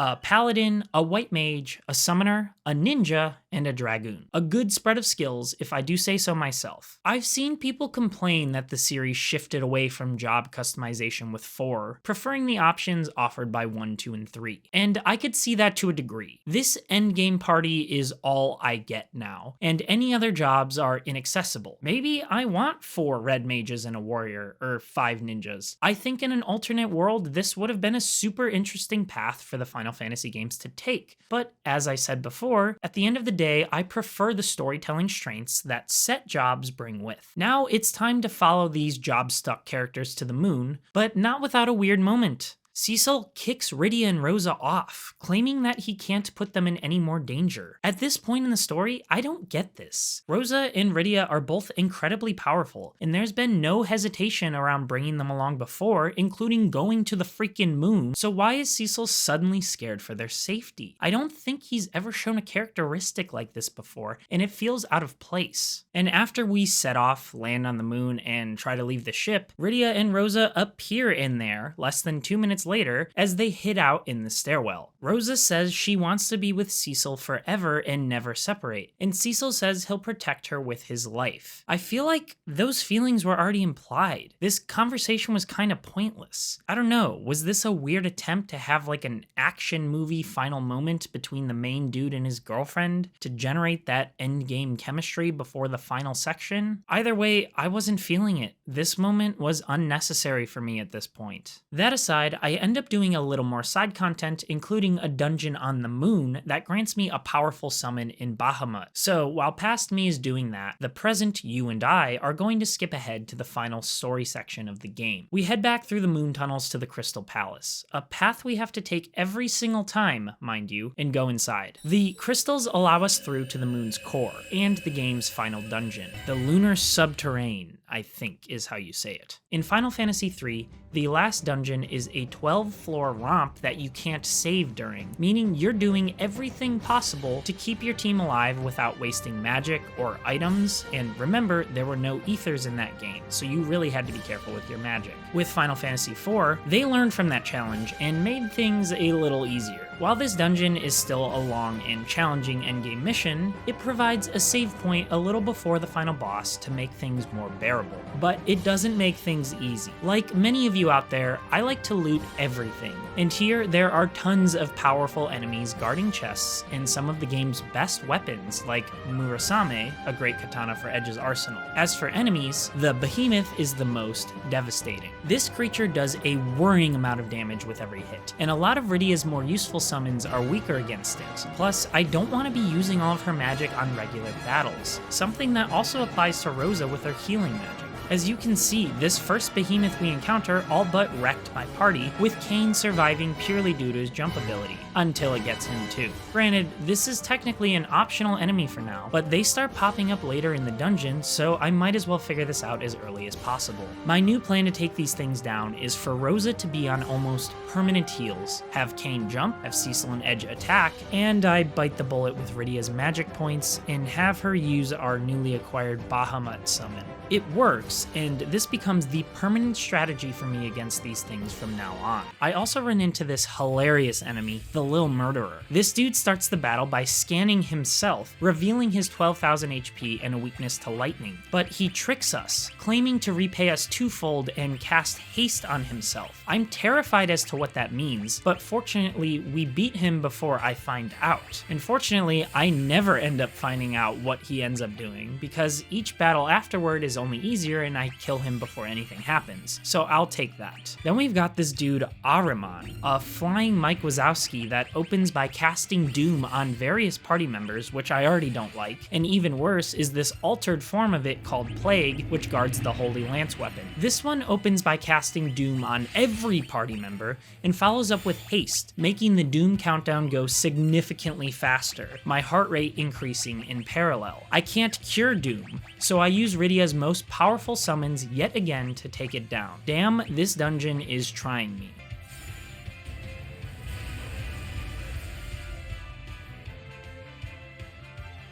The last few floors of it turn from a typical cavern style to a bunch of glass tiling hovering over a big ball of fire, reminding me a bit of the World of Darkness from Final Fantasy III. I assume this is the moon's core, and it's an epic backdrop to the end of our journey. Along the way, we run into an enemy called Zemus's Breath, a villain that simply scans our team and claims to report to Zemus, but I never found out how this affects my play. On floor 12, we finally make it. We see Fusoya and Golbez battle it out with Zemus using all types of magic and ending with a double meteor doing 9,999 damage to the guy.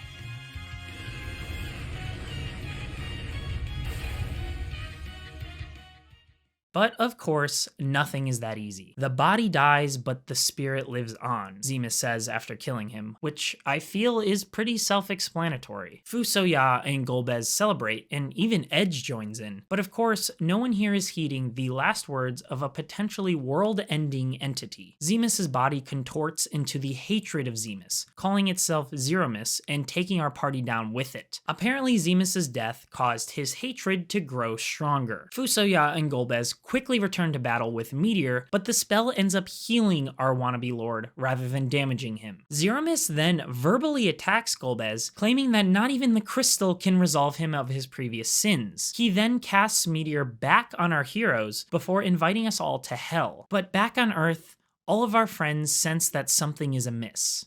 The Elder asks everyone to pray for us so he can send those prayers to Cecil.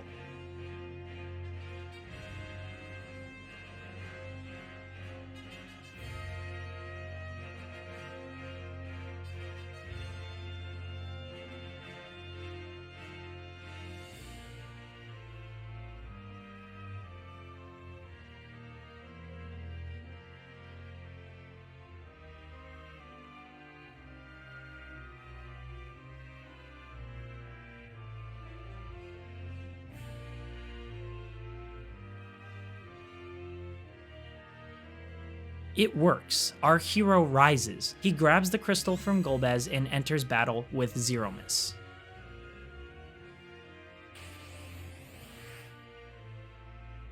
But not before everyone on Earth appears to us in pairs, healing each party member while Zero Miss's genuinely terrifying sprite stares off at us. I initially thought this was a strange way to recover the party. I was thinking this felt kinda out of nowhere, and was hoping instead that something like Cecil's Lunarian blood would come into play and revive him, or play some other factor into this. Instead, everyone on Earth just prays for us. But then I reflected a little bit and remembered that prayers were more relevant than I initially remembered. And I do think it's a cool way to bring in all of the characters who helped us along the way. Even Tella makes an appearance, the only party member whose sacrifice actually happened. I just think it would have been more interesting if Cecil and Golbez's Lunarian blood had something to do with this. Maybe the two of them team up and weaken Zero Miss so the party can take him down or something like that. With everyone back in action, we take on Zero Miss.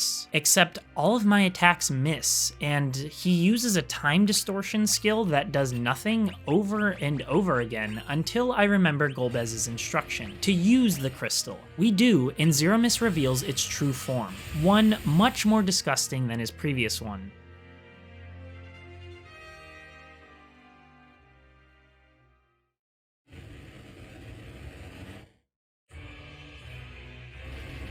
The monster uses Big Bang and instantly wipes Rydia before she can even move, before using it again to deal even more massive damage. He then uses a black hole that nullifies all magic, and for a second I thought this meant I couldn't use any magic. Instead, it just gets rid of any buffs or nerfs on the field. My attacks are doing decent damage, but it ends up not being enough. So we break out Edge's Shuriken since the item was so damn helpful in the third game, but between Big Bang, Black Hole, and the occasional party-wide bio, we're simply not strong enough. It's that first move especially that just takes out all of my HP. We got wrecked. My innocent self thought that we did well enough and that I can just try again and win. I was wrong. Remember how confident I was in my party earlier? Now, my party is at a level range from 48 to 54. I entered this battle thinking that's a perfectly reasonable level to try. Thing is, Zero Miss was destroying me faster with every attempt, so clearly something's off here. Also, you have to rewatch that long cutscene about prayer every single time you retry this battle. I timed it, and it's just around 6 minutes until you can control your party in battle. Like, really? That's more than long enough to kill any momentum you were feeling. I do some searching and find that I should be at least level 60 in this version of the game, high enough for Rydia and other party members to not die almost immediately from Big Bang. Makes sense, just like in previous games, it's time for the grind.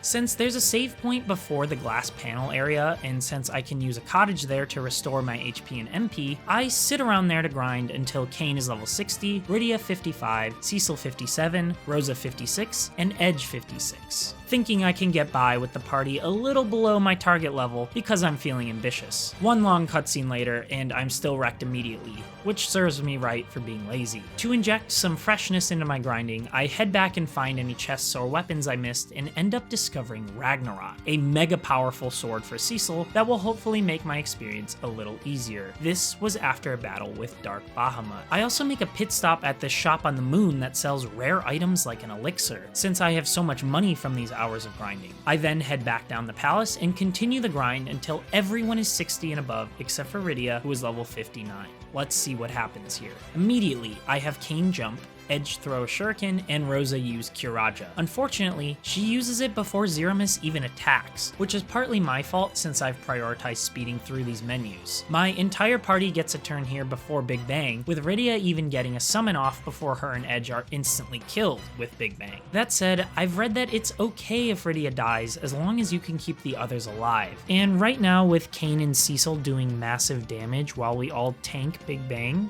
we might be able to outlast him. I think confidently right before Zero Miss uses Big Bang and then Bio right afterwards to take Rosa out. Somehow, I get a Phoenix down on her and a Curaja off before Zero Miss's next attack, so my main three are back and I'm feeling the tension. Our enemy somehow heals for 9,999 HP after I landed a jump on him too, which does make things even worse, but I push on. Every once in a while, Zero Miss will cast Flare, which I actually appreciate as it only does light damage to one party party member, and I can recover really quickly after that. In fact, he even flares once when my party is at full HP, so I get a chance to bring Edge back with Rosa's full life and get in a few extra 1,000 damage points per turn. Then he uses Meteor and misses, allowing me to bring back Rydia, and we're at a full party again.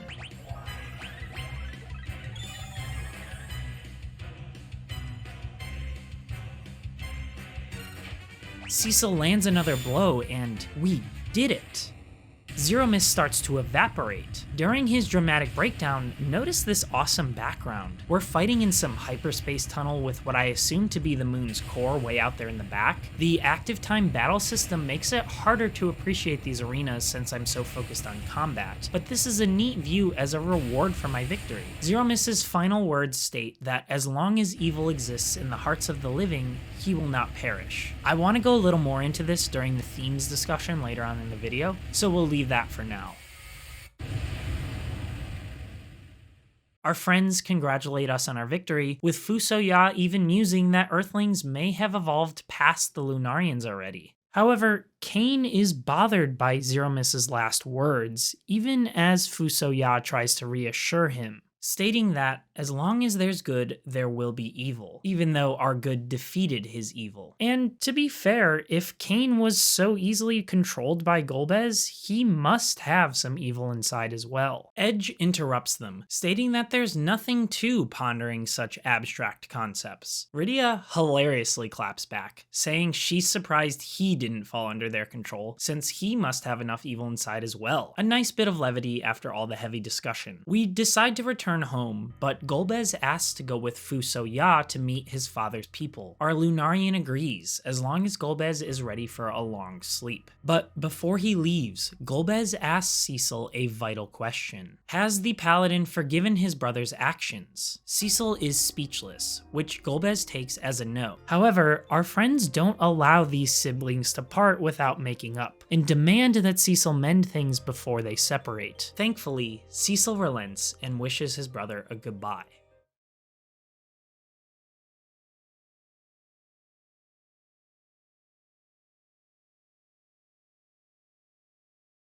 We are presented with a gorgeous scene of the sun and some planets orbiting it. The prophecy plays once again, but with another verse. Before long, the moon would set forth on a voyage once more, seeking out its light. Though of shared blood, time's march keeps the two separated.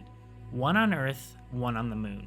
I think this one's pretty self-explanatory, so I won't really go into it, but it's a cool endgame reveal for sure. The lunar whale sinks back into the ocean, and like games past, we play a bit of catch-up with all the surviving characters. The twins are training with the Elder, Edge is back overseeing his kingdom, getting a scolding from his grandpa for acting distracted. We learn he's thinking about Rydia. Our summoner is back in the land of summons, relaying the wisdom gained on her journey with Cecil. Yang is with his wife, and is now the king of Fable. Edward is set on restoring Damsian Castle in hopes that Anna is watching over them, and he's even come up with a song to honor Cecil. The dwarves are repairing their castle as well, and will take apart the tanks for more resources. A sign of good times, since war is no longer a worry. We also learn that Cecil and Rosa are to be wed and rule over Baron, and that the dwarves are invited. Cain, unfortunately, isn't in a celebratory state like the rest. We find him on Mount Ordeals, looking out upon the world, his helmet off for the first time so we can see his flowing blonde hair. He wants to train here, test himself like Cecil did to live up to his father's name. Only then will we see him again. Before cutting back to our main couple, the astronomers in Agart notice a shift in the moon's activity. They're not 100% clear on what it is, but it seems like the moon is breaking the sun's orbit and heading off by itself, as the prophecy stated, bringing Fusoya and Golbez with it. I can only assume they're going back to meet all the Lunarians.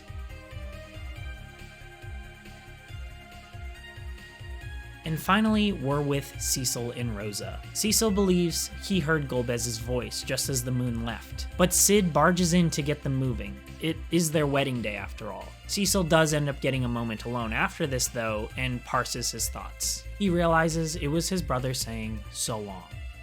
Downstairs, everyone enters the castle in their respective groups, each with an animation respective of their personality type. Edge has to be moved to his proper spot by Sid, one of the twins jumps on the throne, Yang enters respectfully, Rydia embarrasses Edge by simply speaking with him, which is brilliant. The entire scene features no dialogue, yet we can tell exactly how everyone is feeling and acting, despite the limitations of the hardware and art style. I love it, and I can't imagine what it must have been like to experience this at launch.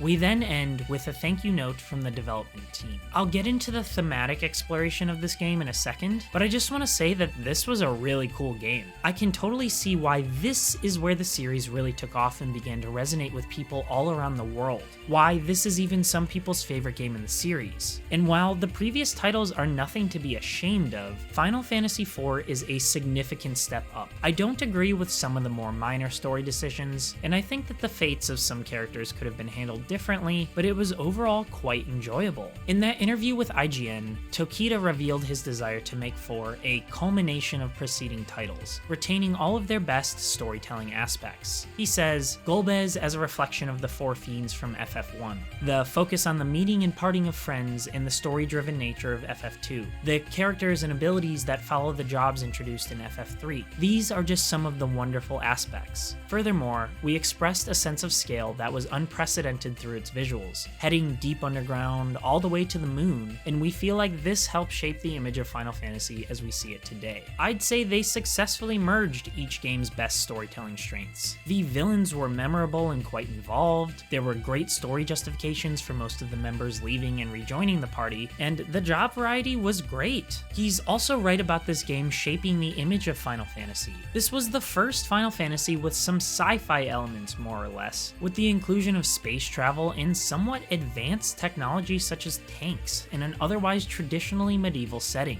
I have always viewed Final Fantasy as a sci-fi series, having seen visuals of the PS1 and PS2 Final Fantasies while growing up, which included futuristic cities, quite advanced looking swords, and freaking guns. It's crazy to look back and experience what started all of that. Now for a thematic discussion.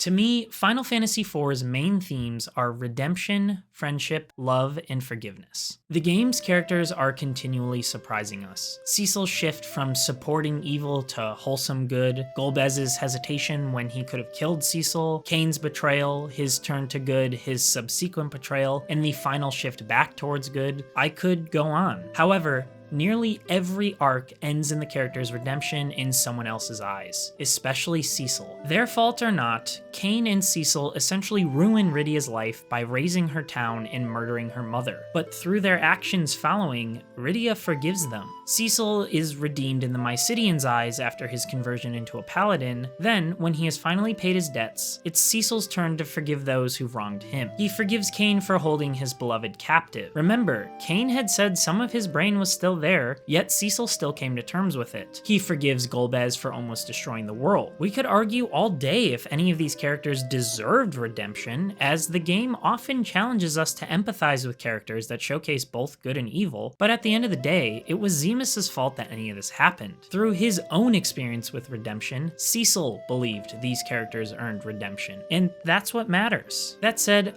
I do wish that he and Golbez had more of a discussion surrounding their Lunarian blood and how it ties them together, though that's probably explored more in the After Years, a sort of sequel to Final Fantasy IV that brings back all the characters from this game and goes into their lives after all the events from here. Speaking of Golbez, while he earned redemption in Cecil's eyes, he certainly didn't have it in the world's eyes, or at least that's how he felt. Part of that shame is why he went with Fusoya, in an attempt to process all that he's done and maybe come to terms with it over time. At the end of our story, Kane is still seeking this redemption. While he helped save the world, he didn't come to terms with his personal struggles, hence his appearance on Mount Ordeals, the very spot where Cecil received his redemption. And of course, we can't forget Tella and Edward's smaller arc. Edward earned redemption in Tella's eyes by saving us in the Magnetic Cavern, and in turn, Tella is redeemed in Edward's eyes, and maybe even the players, through the old man's ability to forgive. It's because of that redemption that Zero Miss's claims are wrong. As long as hatred exists, sure, there will be evil, but as long as we seek to understand, forgive, and redeem ourselves, hatred will never win out. There were so many moments in this game where hatred could have come out on top, but it didn't. And honestly, we can probably thank Cid and Rosa the most for all of that. Had the two not propped Cecil up,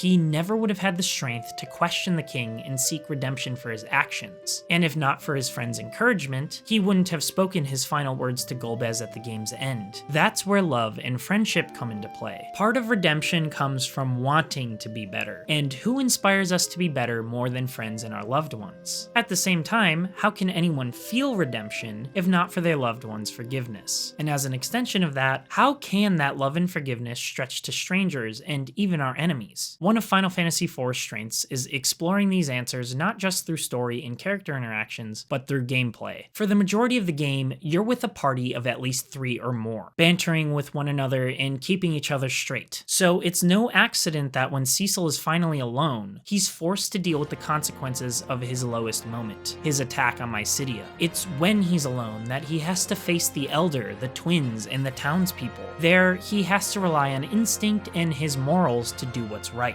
Sure, he can run off and try to solve things by himself, but he'll be battling enemies all by his lonesome and probably won't get anywhere. From here, you're partnered with the twins and Tella as Cecil travels to the mountain for forgiveness. Remember, these are all strangers at this point. It's a true test, as Cecil has none of his trusted friends and family to tell him what's right and wrong. It isn't until Cecil becomes a paladin that he can reunite with those friends, a confirmation that he's emotionally sound. We also see Fusoya and Golbez abandon their friends to fight Zemus and get absolutely floored. Edge tries to fight Rubicante by himself and fails. Tella pays the ultimate price by battling Golbez alone, too. Hell, it was clear we needed Rosa and Rydia during that Zero Miss fight, and had Cecil abandoned them on Earth, we never would have won. Maybe that's the meaning we're supposed to pull from that weird moment. That the one time he chose to abandon his friends would have ended him up in a terrible spot. Fortunately for Cecil,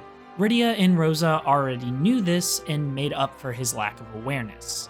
As I've said, our loved ones bring out the best in us. Here's an interesting thought. Yang, Cid, and the twins supposedly sacrifice themselves to save their companions, while Tella sacrifices himself through hatred. Maybe that's why he was the sole non-survivor. I still don't agree with the storytelling methods, but from a thematic perspective, Tella's selfish death makes the other's survival a bit more meaningful. Even Rubicante and the other elemental lords learn how important companionship is, banding together to fight us in the Giant of Babel. Our friendship is stronger than theirs, so it doesn't work, but it was a commendable effort for the enemies to do this. So no, as long as hatred exists, Zero Miss will not come back. As long as we practice love and companionship, strive for redemption, and aim to forgive. I'm sure I'm not alone in this, but one of my favorite parts of Final Fantasy is finding as many chests and hidden items as possible. Sometimes there are even non-traditional ways to find an item, like in Final Fantasy III with its reward for running a chocobo all around the known world. Now, the Pixel remasters mitigate this item finding challenge somewhat with a minimap that shows every single chest on it, but what the minimap doesn't show is hidden items, so there's still some mystery while exploring. I've said this before, but I think this is a fair compromise for more modern players. Having a minimap makes getting through these games much faster, and while the minimap doesn't need to show chests on it, part of the game experience is finding enough weapons and armor to continually strengthen your party, while also having enough status curing and healing items. So putting the chests there is an inviting step towards players not used to such a lack of direction. Expanding upon this, Final Fantasy IV rewards you in more ways than just items, mainly when it comes to the writing. You're doing yourself a disservice if you're not talking to as many NPCs as possible while exploring the world in any Final Fantasy game, and that's especially true with Final Fantasy IV. If an NPC doesn't have something useful to say, like casually mentioning the location of an important story item or a neat bit of lore, they'll at least be funny or treat you to a show. Sometimes these interactions are short and sweet, like the Black Mage student in Baron who hilariously fails to cast sleep on you, while others you can tell the writing team had a lot of fun with. Like this moment where we walk into Troya's bar. fact, we've got private rooms with what seems like escorts, old ladies claiming they'll take care of us, drunk dudes hitting on us, and a secret club that costs 10k to enter. In here, there's an extravagant 9-dancer show entirely for us. We can enter the back rooms afterward to find some items too, as well as the previous set of ladies, now understandably angry that you followed them in. In the Dwarven Castle, I find a hidden room with a note on the wall entitled 1991 Dev Team Office Abandoned. Apparently this is a reference to a hidden dev room in the original game where you could talk to Square's actual dev team and each person would have something cool to say. I don't understand why this was removed.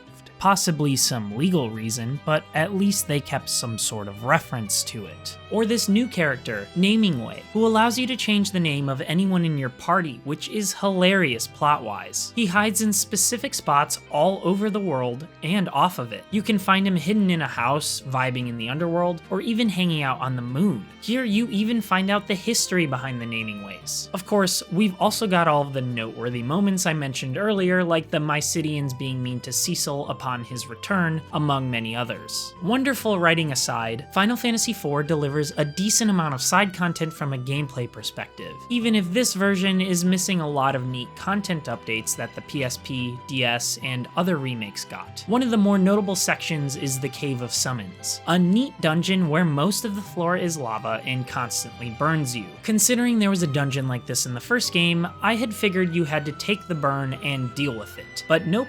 I went online to find that you can cast Float on each party member and you'll hover over the lava. Float carries into battles too, so all of the fights in here have my team hovering in space while doing their attacks, which is hilarious. But 3 floors in, I arrive at the Land of Summons. I recognize this name. It's where Rydia fell after the Leviathan attack. Immediately, some of the monsters here recognize Rydia. It's really funny to casually chat with a bomb or a chocobo. We explore and find a couple of decent shops, a library full of lore, and the land's queen, Queen Asura. Rydia asks for her help, but to prove our worthiness, the queen demands a battle. We do so using our own summons to help take her down, and as a reward for beating her, the queen offers herself as a summon for future use. She's quite a useful summon too, with the chance to cast one of 3 spells: Curaga, Protect, or Life.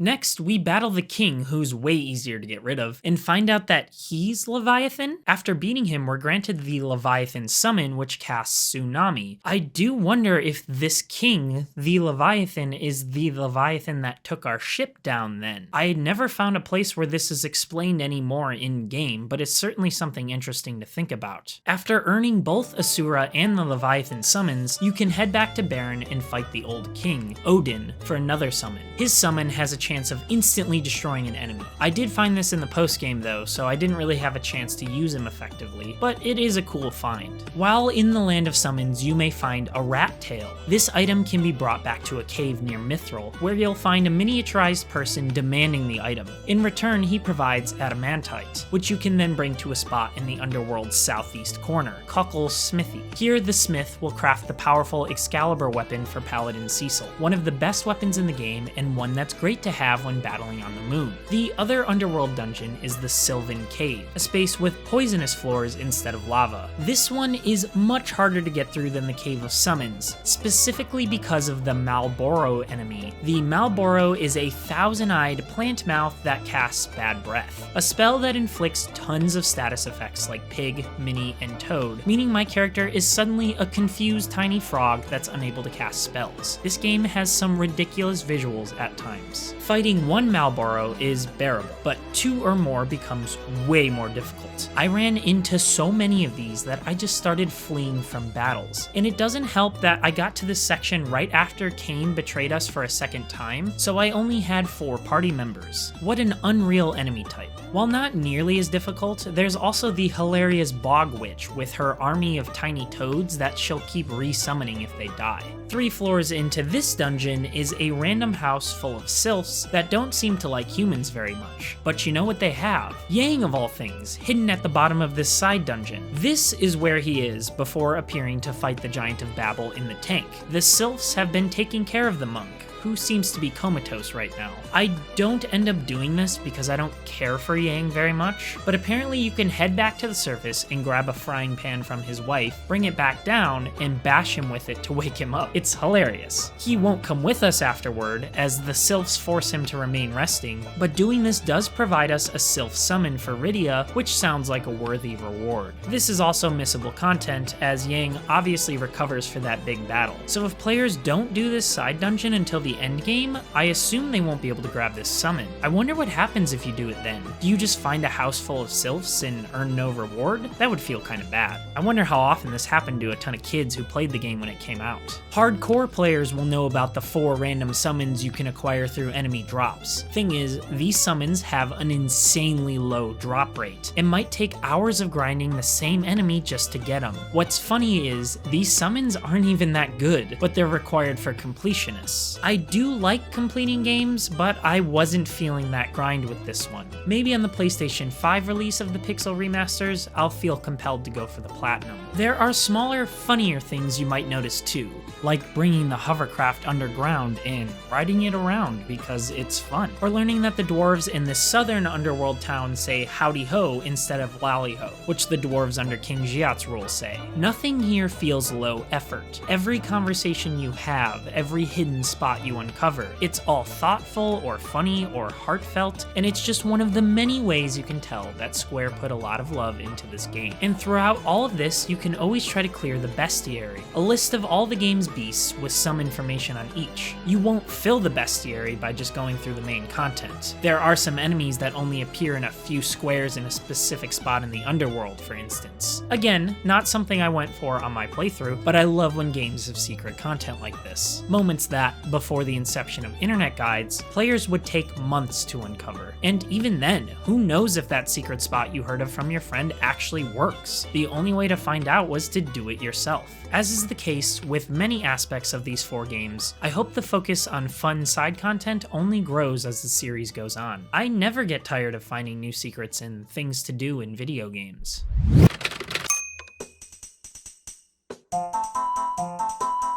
I've been playing Ocarina of Time on the Nintendo Switch's N64 emulator. I've never played it before, yet I find myself absolutely enamored by it, which is crazy considering the game is almost 25 years old. A friend and I recently had a conversation around gaming that, at least in the first party space, it has felt a lot less magical than when we were kids. While I still think there's a lot of magic nowadays if you look for it, that's kind of the problem. You do have to look for it, and not everyone has the time for that. You didn't have to look for Ocarina at its release. It was the front page game, talked about in one way or another in every gaming magazine. I can't deny a sort of whimsical feeling from this game, a sense of joy and adventure, like I'm feeling what players did all that time ago when it was released for the very first time. It's a powerful feeling that's pulling me out of a slight bit of modern gaming burnout. It's having me question whether it's me that's changed or gaming that's changed, and I'm starting to think that I'm not the problem. It's just so nice to not feel like I'm getting nickel and dimed or that a game world is too big for its own good. There's nothing here that feels marketing centric or focus tested to sell as many copies as possible. It just feels like there was a great development team with a set of brilliant ideas to bring Zelda into the 3rd dimension, and that they trusted players to make this jump with them. And even though I've played dozens, if not hundreds, of games that iterated on these exact mechanics, I'm having a lot of fun experiencing them in this raw format. While Final Fantasy IV isn't as revolutionary as Ocarina in an interactive sense, that game did successfully bring Zelda into a new dimension after all, it still provides me with a similar feeling. As critical as I may be of some of the story moments or design decisions in Final Fantasy IV, I was just having so much fun playing this game. I loved seeing all of the character interactions and figuring out the various battle scenarios, exploring the world and finding all of its secrets and experiencing the random dialogue. Final Fantasy IV is a game that seems so simple on the surface, but when you start to dig in, you'll find an exciting and engaging set of gameplay systems, relatable characters, and a story with a timeless thematic impact.